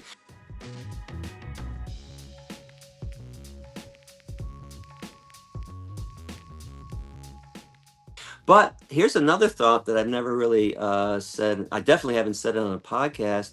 It's about the lifeblood. Now, first of all, insects do have blood. So that's absolutely a misinterpretation. But it says that you can't eat anything with the lifeblood in it, I believe, in some Bibles. I used to think that meant you can't cause murder, you can't take part in murder or slavery, that you could eat somebody who had already died naturally. That's where I'm at. I'm with you on that one. So, in fact, as I racked my brain in the 90s, and I remember I wasn't born vegan. I ate meat, cheese, milk, and eggs for 26 years, man. I didn't want to stop either. So I racked my brain and I said, there's got to be a loophole. What's the exception? I said, no slavery, no murder. Find an old animal that died in the woods and you could eat them. Where's the ethical objection? Now, I think there's a health problem, but hey, I'm not the health police. I don't care. You want to harm yourself? You want to eat Ruffles, which happen to be vegan all day long? You want to eat Pringles and Mike and Ike's, which happen to be vegan? I don't care. I'm not the health police. Do what you want to your own body. I just don't think you have a right to do something to somebody else's body without their consent, which is why I also think meat, cheese, milk, and egg eating is absolutely evil and wrong. But if there's no slavery and no harm, there's no life blood anymore. That would be the exception. God said, maybe God didn't want to be wasteful. Well, there's a dead animal over there. You might as well eat them. But I have to tell you a story real quick about this. Yeah. I'm at SASHA Farm years ago. My girlfriend Kate, back in the day, we went there. We pull up. We see a sheep that's laying in the field. Not good. We knew Sebastian was old and was not going to live much longer. So we show up and we're like, oh no, oh no. And we run out into the field and Sebastian was dead. Monty saw us. He ran the farm with his wife, Dorothy. He runs out there. We just stand there in silence and sadness. This wonderful animal that we had known for more than 10 years, that was free and happy, that had other sheep and goat friends. He lived a nice life and he passed away. Now in silence now, I start walking towards the barn. I kind of look back halfway there and Kate's looking at me like, what do you, she says, I get to the barn, I grab a shovel. Silence. She comes, she grabs a shovel. Monty sees us grabbing the shovels. He turns around and grabs the tractor, goes up, picks up his body with the tractor. We are already in the back of the farm now, digging a hole for Sebastian. We buried his body. Later that day, when we felt like talking about it a few hours later, I told Kate and Monty, we could have had a barbecue today. Now they were shocked. Well, Gary, what you say? I'm like, no. I told them what I just told you. We didn't harm him. We gave him a wonderful life. He wasn't enslaved and he wasn't murdered. I said, there's a loophole. We could have ate his body. But the moral to the story, at that point, now that our blinders are off, now that we're deprogrammed and unbrainwashed, now that we're thinking logically for the first times in our lives as vegans, as ethical vegans, we did the only thing that was normal and natural at that point. We saw a dead body and we buried it. Corpses are supposed to be buried and not eaten. So something else I'll never understand from any meat, dairy, or egg eater, especially a religious one. God wants us to eat corpses. Blood, flesh, veins, muscles, and tendons. God said an egg that comes out of a hen's ass, something that comes out of a hen's butt. This is your breakfast? God says, hey, when you squeeze cow udders, cow nipples, squeeze the secretions out. That will be yours for your breakfast cereal and not food for the calf.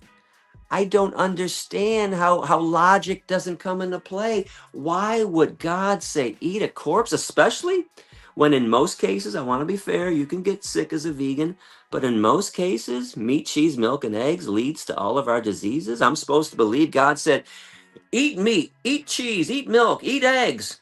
Get too much protein, too much cholesterol, way too much fat, clog your arteries, have a heart attack, get cancer, get sick and die, but be fruitful and multiply. Well, that doesn't make too much sense. God wants us to eat food that causes harm? When have you ever turned on the 5 o'clock news and seen this story? Oh, Joe Smith had a massive coronary today. What happened to Joe? Well, he was always eating too many nectarines. You know, he was always having broccoli for dinner, and I told him that broccoli's going to catch up with him one day.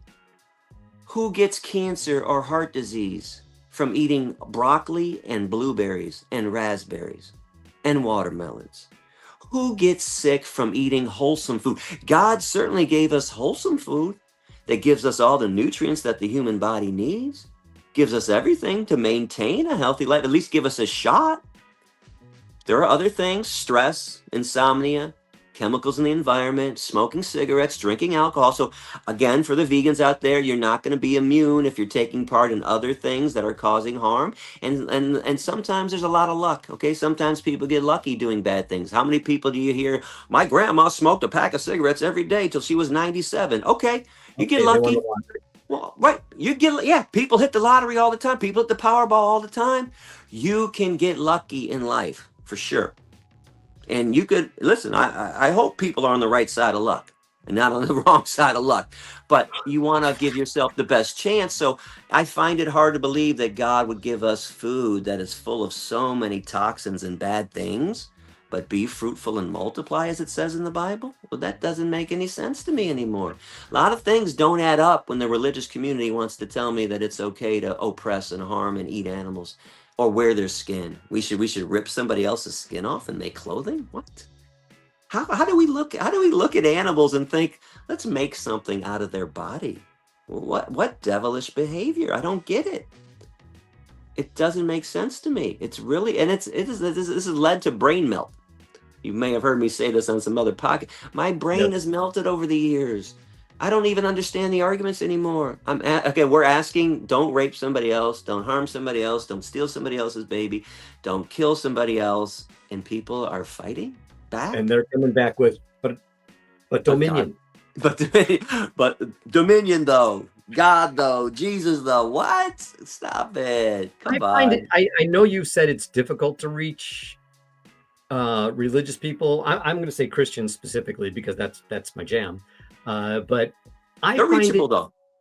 I find it easier, and it's only because I play in their sandbox. I work within their rules. Like, for example, on Dominion, when they say, well, God gave us dominion, and I go, but God wasn't done talking, because the next sentence, God puts vegan boundaries on your dominion.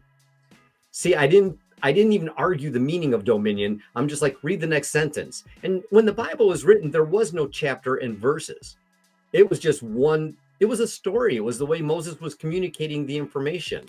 And chapter and verse wasn't added until some monks did it in like the 1400s. And that was just so we could navigate the Bible easier, because it's a big honking book. You know, I can't just say somewhere around here, God said this. And people are like, where? So that's why chapter and verse was added. But because of that, unfortunately, I think the Christians have fallen victim to thinking they can take one verse and say, this is my defense to eat animals. When I say, no, put it back in its context, and you'll see that you got vegan boundaries on your dominion the way Moses was relating it to us. And that becomes hard for them to fight. So I can reach them because I'm playing in their sandbox. I'm not asking them to believe it. So I find that's awesome, Steve. And listen, again, I want to be clear. I reach tons of religious people. They happen to be a tough crowd. That doesn't mean they're unreachable. Just because they're a tough crowd. They're a tougher crowd. Share with the people listening. It's not impossible. Yeah. No, I had much success. You could go over my website, I have a comment section. You'll find hundreds, if not thousands of people saying, in the name of Jesus, I'm going vegan. Yeah, you showed me God's way, Gary. Thank you so much for letting me see the real face of God. Again, and it was never my goal. And I want to be clear to the atheist. Not once did I ever try to get anybody away from God or Jesus. I tried to bring them closer. And then when they fought with me, I said, I'm just trying to bring you closer to your God. I'm not taking you away. I'm trust me, when you live the life that I've lived, when you can see animals for themselves now, You're going to feel God inside you. You're going to see God in these animals and go, man, I'm going to protect his creatures now. They need protection. They don't need harm. So I never once ever tried to take someone away. I once got on my knees for somebody in Corpus Christi, the Body of Christ, Del Mar College. Oh, yeah. I had a woman arguing with me about the humans are more important. We have dominion, and humans are the only thing that mattered. So you know what I did for the first time? I was freestyling. I said, okay, I'm a human. Look what this is doing to me. I can't sleep at night. I'm being driven crazy. I got down on my knee. I said, I'm going to get on my knees in my name. For me, then, your fellow human, can you stop eating animals so it benefits me then? And she starts crying. She goes, no, don't get on your knees. I said, no, I'm on my knees. And I'm sincere. Do it for me then. You keep talking about humans. Look what you're doing to me. Forget about the animals. And she said, to my surprise, she said, okay. I said, thank you. Gave her a hug. And you know what? Saw her on campus the following 2 years. I used to speak at the same schools. And she stated, I'm still vegan, Gary. I did it. I'm doing it for you. I said, okay, I wish you'd do it for the animals, but hey, they don't care why you're not harming them. Do it for me. No. Do it for them. Just do it. That's all I want. And again, don't stop preaching and worshiping your God, and don't stop worshiping Jesus. That's fine. I'm only harsh on the religious community because it's too many rituals and not enough good living. In fact, Kate that I brought up, Kate was a born-again Christian. She used to say, Gary, you're so harsh on the religious crowd. I said, that's because it's all rituals. It's dipping somebody in water. It's saying the rosaries. It's memorizing this long 1,800-page book. It's everything's a ritual. When does good living come into play? If they were good people practicing good ethics, I wouldn't care about the rituals that everyone's getting involved in. Going to a building once a week and singing songs to the sky. But if that's all you're going to do is show up for a couple hours on Saturday or Sunday morning and sing a bunch of songs, that's not making the world a better place. That's not fulfilling Jesus's legacy. That's not fulfilling what God is asking. He's not asking you to sing songs to the sky. You're quoting Jesus, doing that. Jesus Am says the same thing. He said Really? to the Pharisees, he goes, you tithe, you pay your money, you do all these little details, you follow the rituals and all that, but you ignore the weightier matters of God, and you make your converts twice the sons of hell that you are. Wow, I didn't know that. Oh, it's what? All I know is I speak logically. So if that's what he was saying, if I'm saying that, then there's a logical person, a logical being. Yeah. What is ritual? Rituals don't count.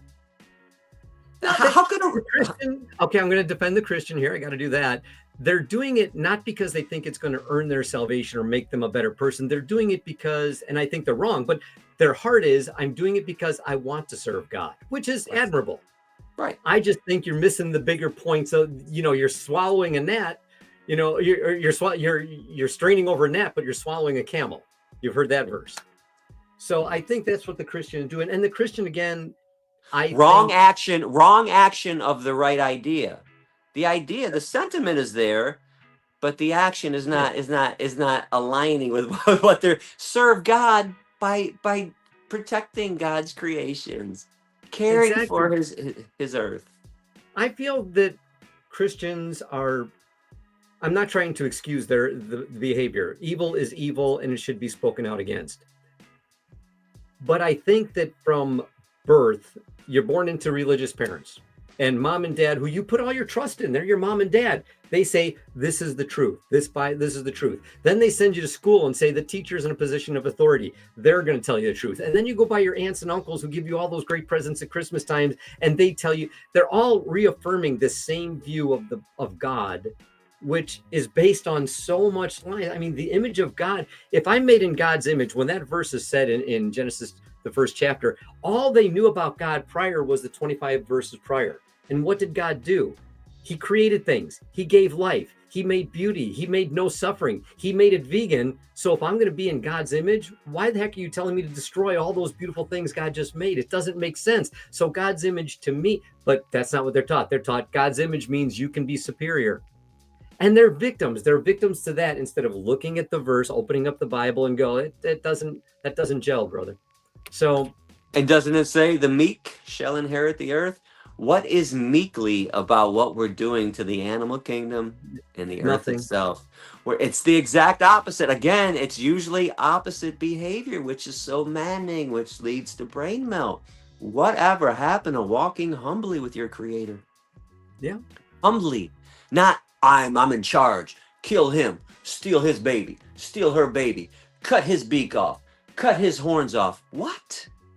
That doesn't sound like a God, any God that I know, that I've thought of. Again, it sounds like the opposite. Greatest trick the devil ever did, convincing people to do things in his name, in the devil's name, that God would never condone. I am taking you way. I'm looking at all the things I wanted to go over. We've been chatting so much, and I'm way over time on you. I want to be respectful of your time. That's So okay. We keep going. We can go a little longer. Let's yeah. Well, then let's go with activism. What do you think would be, if you're talking to a Christian, how do you think you'd start off? I mean, like, for example, a Christian will say to me, are you one of those vegans? I have no problem with the word vegan, but I think in their head, they're hearing something that I don't want them to hear. So I'll just say it like this. I just don't think God wants me to eat anything made from animal abuse. I don't think God wants me to eat a product made from gluttony or a product that's made from bestiality. So I'm not arguing that they can't. I'm arguing that you're in a position where you need to make a choice. God gave you free will.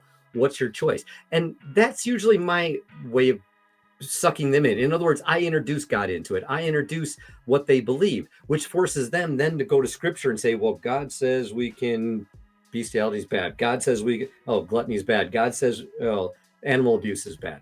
Do you see what I mean? I'm making them. Go ahead. No, I love it. I have nothing to add. I think that's beautiful, Steve. I think that's a fabulous form of activism and a fabulous form of reaching somebody. That's wonderful. What would you do? I mean, I'm going to do what you're doing, but I do. Listen, I do what I just talked about, man. I mean, it depends. I don't necessarily ever have a plan. Remember, I told you I freestyle. It depends on how they're asking me. Are they asking me in a kind, intriguing way? Are they asking me in a rude way? How are they asking me? So I give what I get. If you're sarcastic, I'm sarcastic. If you're being a little vicious, I'm gonna be a little harsh. If you're a bully, I'm a bully. And if you're really nice, I'm gonna be super nice too. So I don't know. It depends on the moment, but there are so many different angles that I talked about today. It might my newest angle, because I came up with it. I came up with the worshiping things that humans made in God's name. I came up with that when I was in Israel. It was a freestyle after I went to the Wailing Wall and I saw people praying to a friggin' wall, and it drove me crazy. Right? It's like, if you can see divinity in a bunch of concrete, why can't you see divinity and holiness in a cow or a pig? So I like to use that angle a lot. Why do you worship? You don't worship anything that God made. It could be many different angles, but I think I touched on every angle that I would use today. So it kind of depends. But I really like what you just said, man. That's good stuff. Thank you. That's good stuff. Let's see. If a Christian says to you, okay, the Christian is going to start with the automatic assumption that animals are ours to eat. They'll say God created animals to eat. Do you have something that you respond to with that? I think they're individuals just like we are, and they have been given, they're supposed to be given freedom and the right to have sun on their skin, shade if it's too hot, the right to have a family and a baby.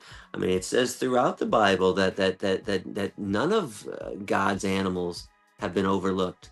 That I think there's Job has a bunch of verses about does God ignore the sparrows or these other birds? God sees everything. I just don't understand why any religious person would think that it would make sense that God said you can take all the freedom away from his babies just because you are more important to God.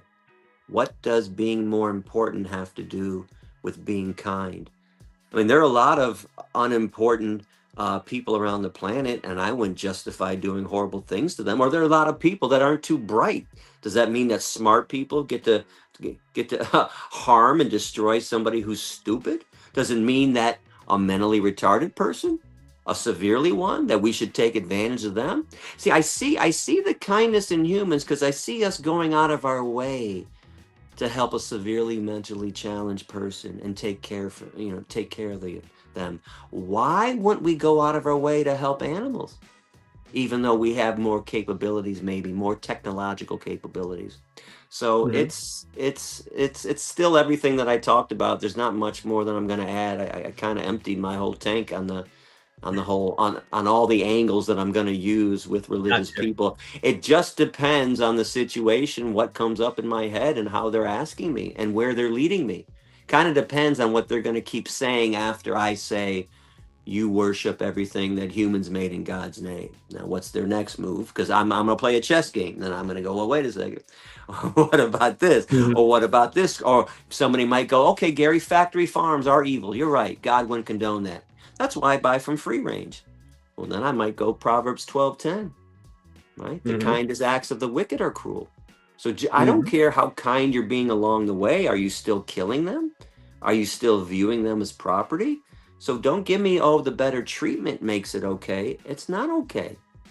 It's I'm not glad you okay used the to. second part of that verse. Most activists I know will only use the first part, saying, a righteous man is kind.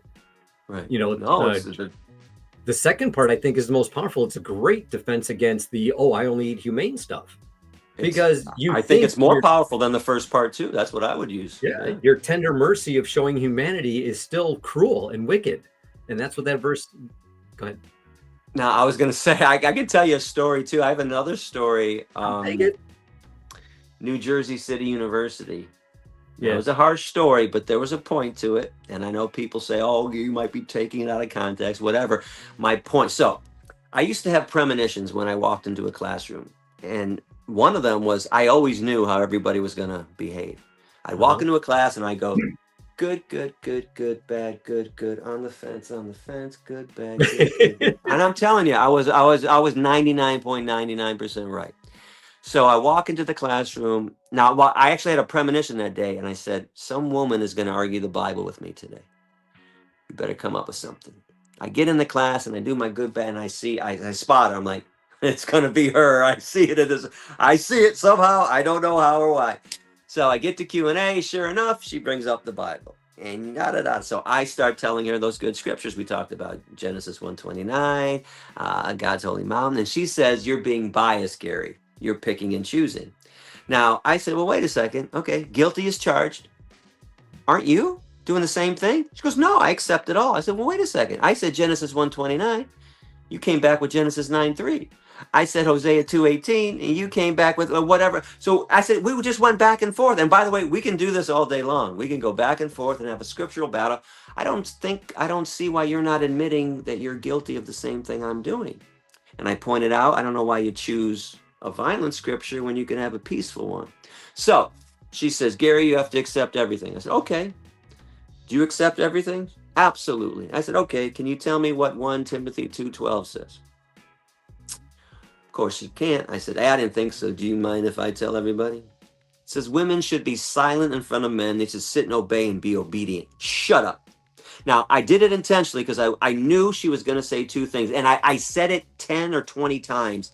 Intentionally, I wanted to hear two things. So she got, don't, I said, shut up, obey me, shut up, shut up. So everyone else is getting it. The professor's getting it. She's smiling. She's like, he's making a point. Listen, she won't listen. She's so frustrated. But that's good because I wanted her to say two different things.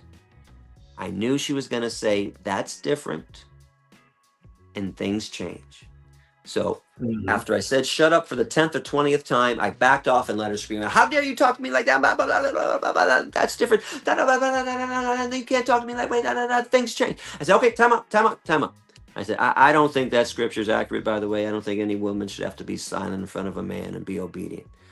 But you said two things that are really intriguing to me. First of all, you said that's different. Why? Because you're the victim? Didn't I ask you during the speech to place yourself in the victim's position? You don't think the animals, the cows, and the pigs are going, wait, that's different. No, Genesis 9:3. No, that's different. Genesis what? You don't think that they're screaming that's different? But more importantly, you said two other words. Now, I didn't know she was going to be this wonderful in acknowledging those two words. And I said, you said something else. She goes, I don't. I said, no, come on. You said something else right at the end when I stopped you. What did you say? She took her fist, pounded the table, and said, things change. Oh, When she looked up, I had already snap. had my arms crossed. I said, okay. So when did they change for the animals? How long is this going to go on? When are you going to be merciful? When's it going to end?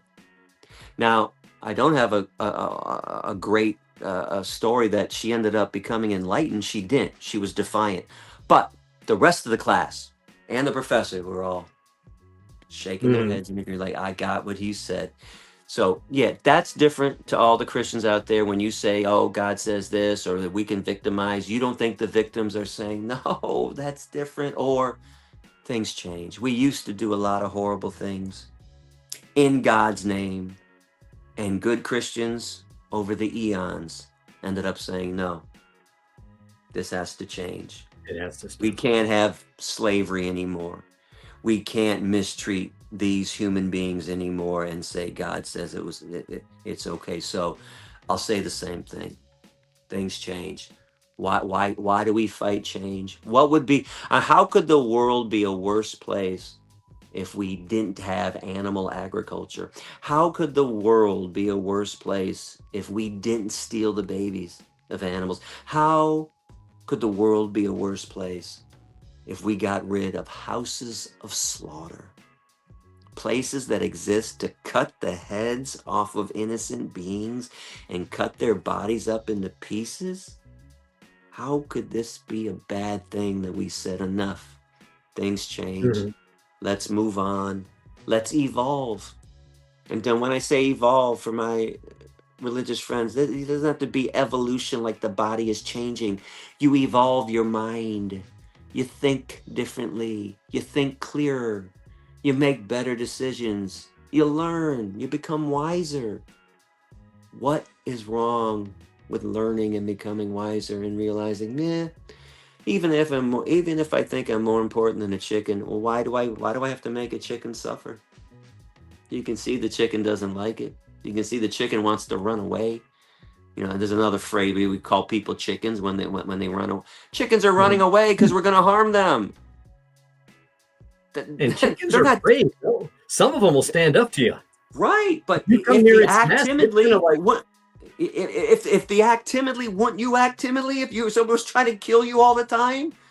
Like, it's not even a weird behavior on their part. Like, all we do is harm them.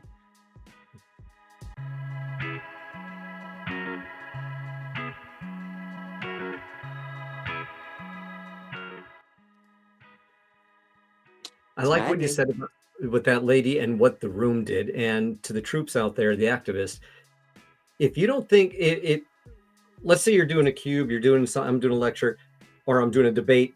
I'm not trying to change the mind of the person I'm debating. They're sold on what they believe, and they're not going to give up their point of view for nothing. It's the people listening that are there to, like, they might be there on their side to say, all right, I'm going to see my guy beat the heck out of this, this long-haired hippie guy. But the thing is, I'm going to try and reach them. I'm just using that discussion, your discussion with that lady, and you got the people in that room to at least hear this message. And what you just relayed was very good. Why? Why are we, what benefit is it? And who knows, maybe a year later, maybe a couple years later, this woman had an epiphany and realized, Yeah. oh man, that maybe she saw somebody else say the same thing. Maybe her pastor became vegan and said the same thing. And she goes, man, that guest speaker that one day was trying to tell me the same thing. He kind of said the same exact thing. So who knows what seed was planted that day? I got another story about a religious person. I told you about the one I got on my knees for in Corpus Christi Yeah. at Del Mar. Well, after that worked, And it wasn't that I had this plan, but the next religious person that really gave me a hard time, I tried it again. I got on my knees. I said, okay, well then for me. And I'm always sincere, even if I do something over and over. I got on my knees. I'm on my knees begging her. She says in the worst, horrible, loud voice, no.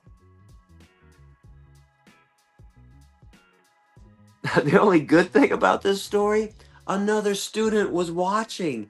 He runs over and says, how could you say no? There's a grown man on his knees begging you to do something. And he looks at me and says, sir, I will become vegan because of what you just did. Okay, I heard, oh my God, please stand up. And I stood up and I said, thank you. And I did say something pretty mean to her. I said, man, religious people can be the meanest people sometimes. And I don't know how she said scream no to me. I was asking her not to kill somebody else. And she said, no. Like the devil just had her wrapped up and wasn't going to let her go. I've had, again, a lot of crazy. I did 2,660 lectures, 60,000 students. It wasn't that, again, I wasn't a politician. I got on my knees for another class before. And I had one class tell me that I was too harsh. We talked about this earlier. I said, okay, so if I'm extra nice, you're going to change? I said, okay, I'm sorry. I'm sorry for everything I said and how I said it. Can you please change now?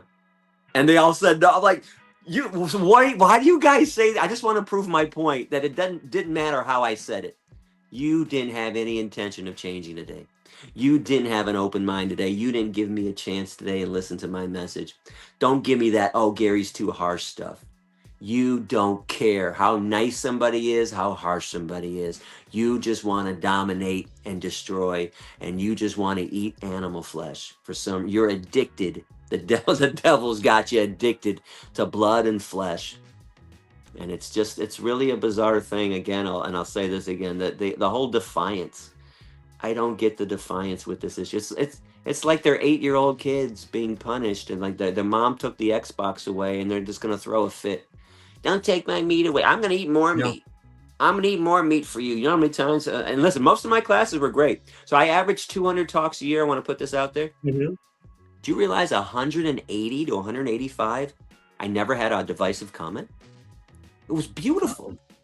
It was only 15 or 20 every year that turned into a Jerry Springer show. Now, that stuff built up over the years. I was lecturing for 12, 13 years. So that's a couple hundred Jerry Springer shows I had to take part in. But the vast majority, they were wonderful. They open-minded. And I'm not saying I converted everyone in 180 or 185 lectures. I'm saying not a divisive comment, which is a huge feat for this topic. So it was only once in a while that things went ballistic. I think I had a point to make, and all of a sudden we are going too long, and I can't remember the point. But anyways, it was my lectures were so successful, man. It was crazy, and I was thankful. I never thought I'd be able to see change before my eyes. And when I started my activism, I didn't see much change on the street when I was doing my street protest. But when I stepped into the classroom in 60 minutes, right, everyone started like this with their arms crossed, with a snarl on their face. The vegans here, we got to listen to this vegan shit all day long. And then 10 minutes into the speech, the arms came uncrossed. They started tilting their heads like they're paying attention. And I showed the slaughterhouse footage at the 15-minute mark. And all of a sudden, maybe one arm went up above their head. I was told later by a psychologist that's a submissive behavior, Gary. They're actually they're kind of giving up. And then as it went on, then I made my sarcastic comments and made them laugh. So now they think, oh, this guy's pretty cool. That's a cool vegan. So I'm using the bestiality stuff. And you guys think I'm weird because I eat tofu. You eat things that come out of a hen's ass. You have a bird ass fetish. Why do you eat things that come out of a hen's ass, and on Thanksgiving you shove it back into a turkey's ass? When's this bird ass fetish gonna stop? So now they're laughing, and then so anyways, I had this wonderful back and forth, this wonderful rapport going with the crowd, where it started like this, open up, arm up. By the end of the speech, half the crowd was like, oh my God, yes, I get it. I'm gonna become vegan. Tell me what to eat tomorrow. Like, that was the question I wanted most. Because I get, right? Like, after somebody tells you about this, like, what the hell am I supposed to eat? Because when I became veg, I lived off peanut butter and jelly breakfast, lunch, and dinner. I didn't know what to eat. I knew felt I like didn't want crap. to I eat. did the same thing. I knew I didn't want to eat my animal friends anymore, but I didn't know what to eat either. But in 3 months I did this. And then I said, man, there's got to be something else to eat. And I investigated vegetables. I said, you know what? Mushrooms and broccoli and green beans. Wow, that's a pretty good meal. Well, I'm going to test out this tofu. Hey, it's not bad. Hey, I'm going to try a pizza without cheese. Oh, wow, bread and vegetables. Well, shit, what's wrong with that, right? I'm going to eat some lentils. Wow, lentils. I never really had lentils. I'm going to try some grains. I'm going to try some millet, some barley, some farro, some cool grains that nobody ever eats. I'm even going to try the brown rice instead of the white rice. Hey, this is pretty filling. I'm going to put some beans on these grains. I'm going to have these lentils and some, like, wow, oh my God, there's so much to eat out there. So people just need to explore. Once you realize what's out there, you realize God gave us everything that the human body needs and a wonderful array of different fruits and vegetables to choose from, hundreds of different ones. And if you don't like a certain one, fine, eat a different one. There's plenty to choose from. I don't like the melon family. It shocks me. I don't like, don't serve me honeydew, cantaloupe, or watermelon. Don't like it. But serve me the berry family. Give me raspberries, blackberries, blueberries. Give me some nectarines and some peaches. Give me bananas. Give me give me grapes. Give me a bunch of cool other persimmons. I love nearly all the fruits, but not all. And vegetables, I don't like every vegetable, and some vegetables don't like me. I can't eat cabbage. I like it, but it doesn't like me, so I don't eat cabbage. So when people tell me, "Oh, Gary, but I can't eat this," well, then don't eat it. Oh, Gary, I met somebody recently who said that they had a Jews. I know. Somebody just told me in Cologne, I used to be vegan, but I have a peanut allergy. I said, oh, okay. Well, don't eat peanuts. How are there peanuts in mangoes? What are you talking about? How are there peanuts in lentils and beans? Sounds to me like you were looking for an excuse. Yep. To continue your addiction. You're addicted. Exactly. We love making excuses, don't we?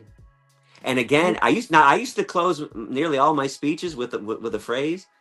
So what's your excuse now?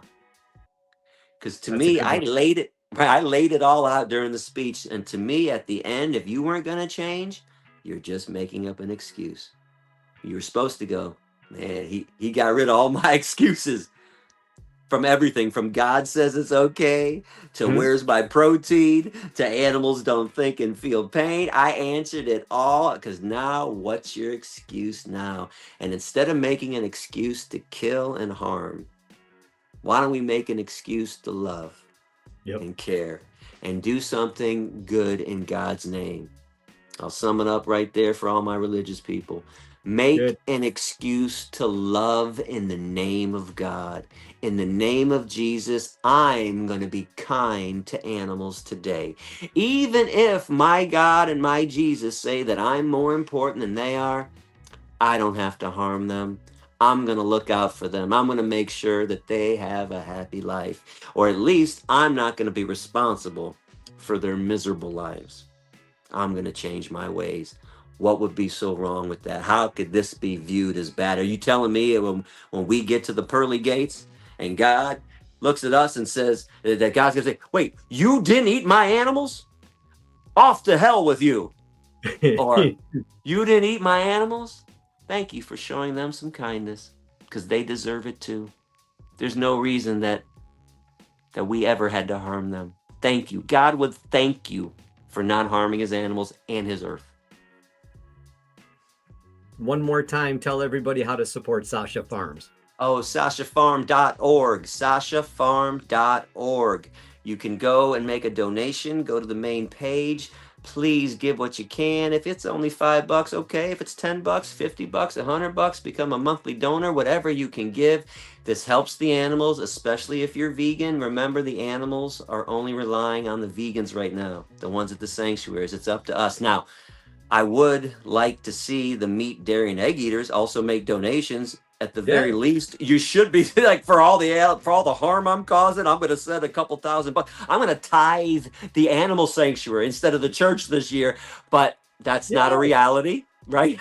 Right now, it's all on us. Yeah, there should be a tax on meat, cheese, milk, and eggs going to the sanctuaries. But the animals there rely on the vegans of the world. So if you're vegan for the animals, make a donation to SASHA or make a donation to the sanctuary closest to you, the one that you support the most.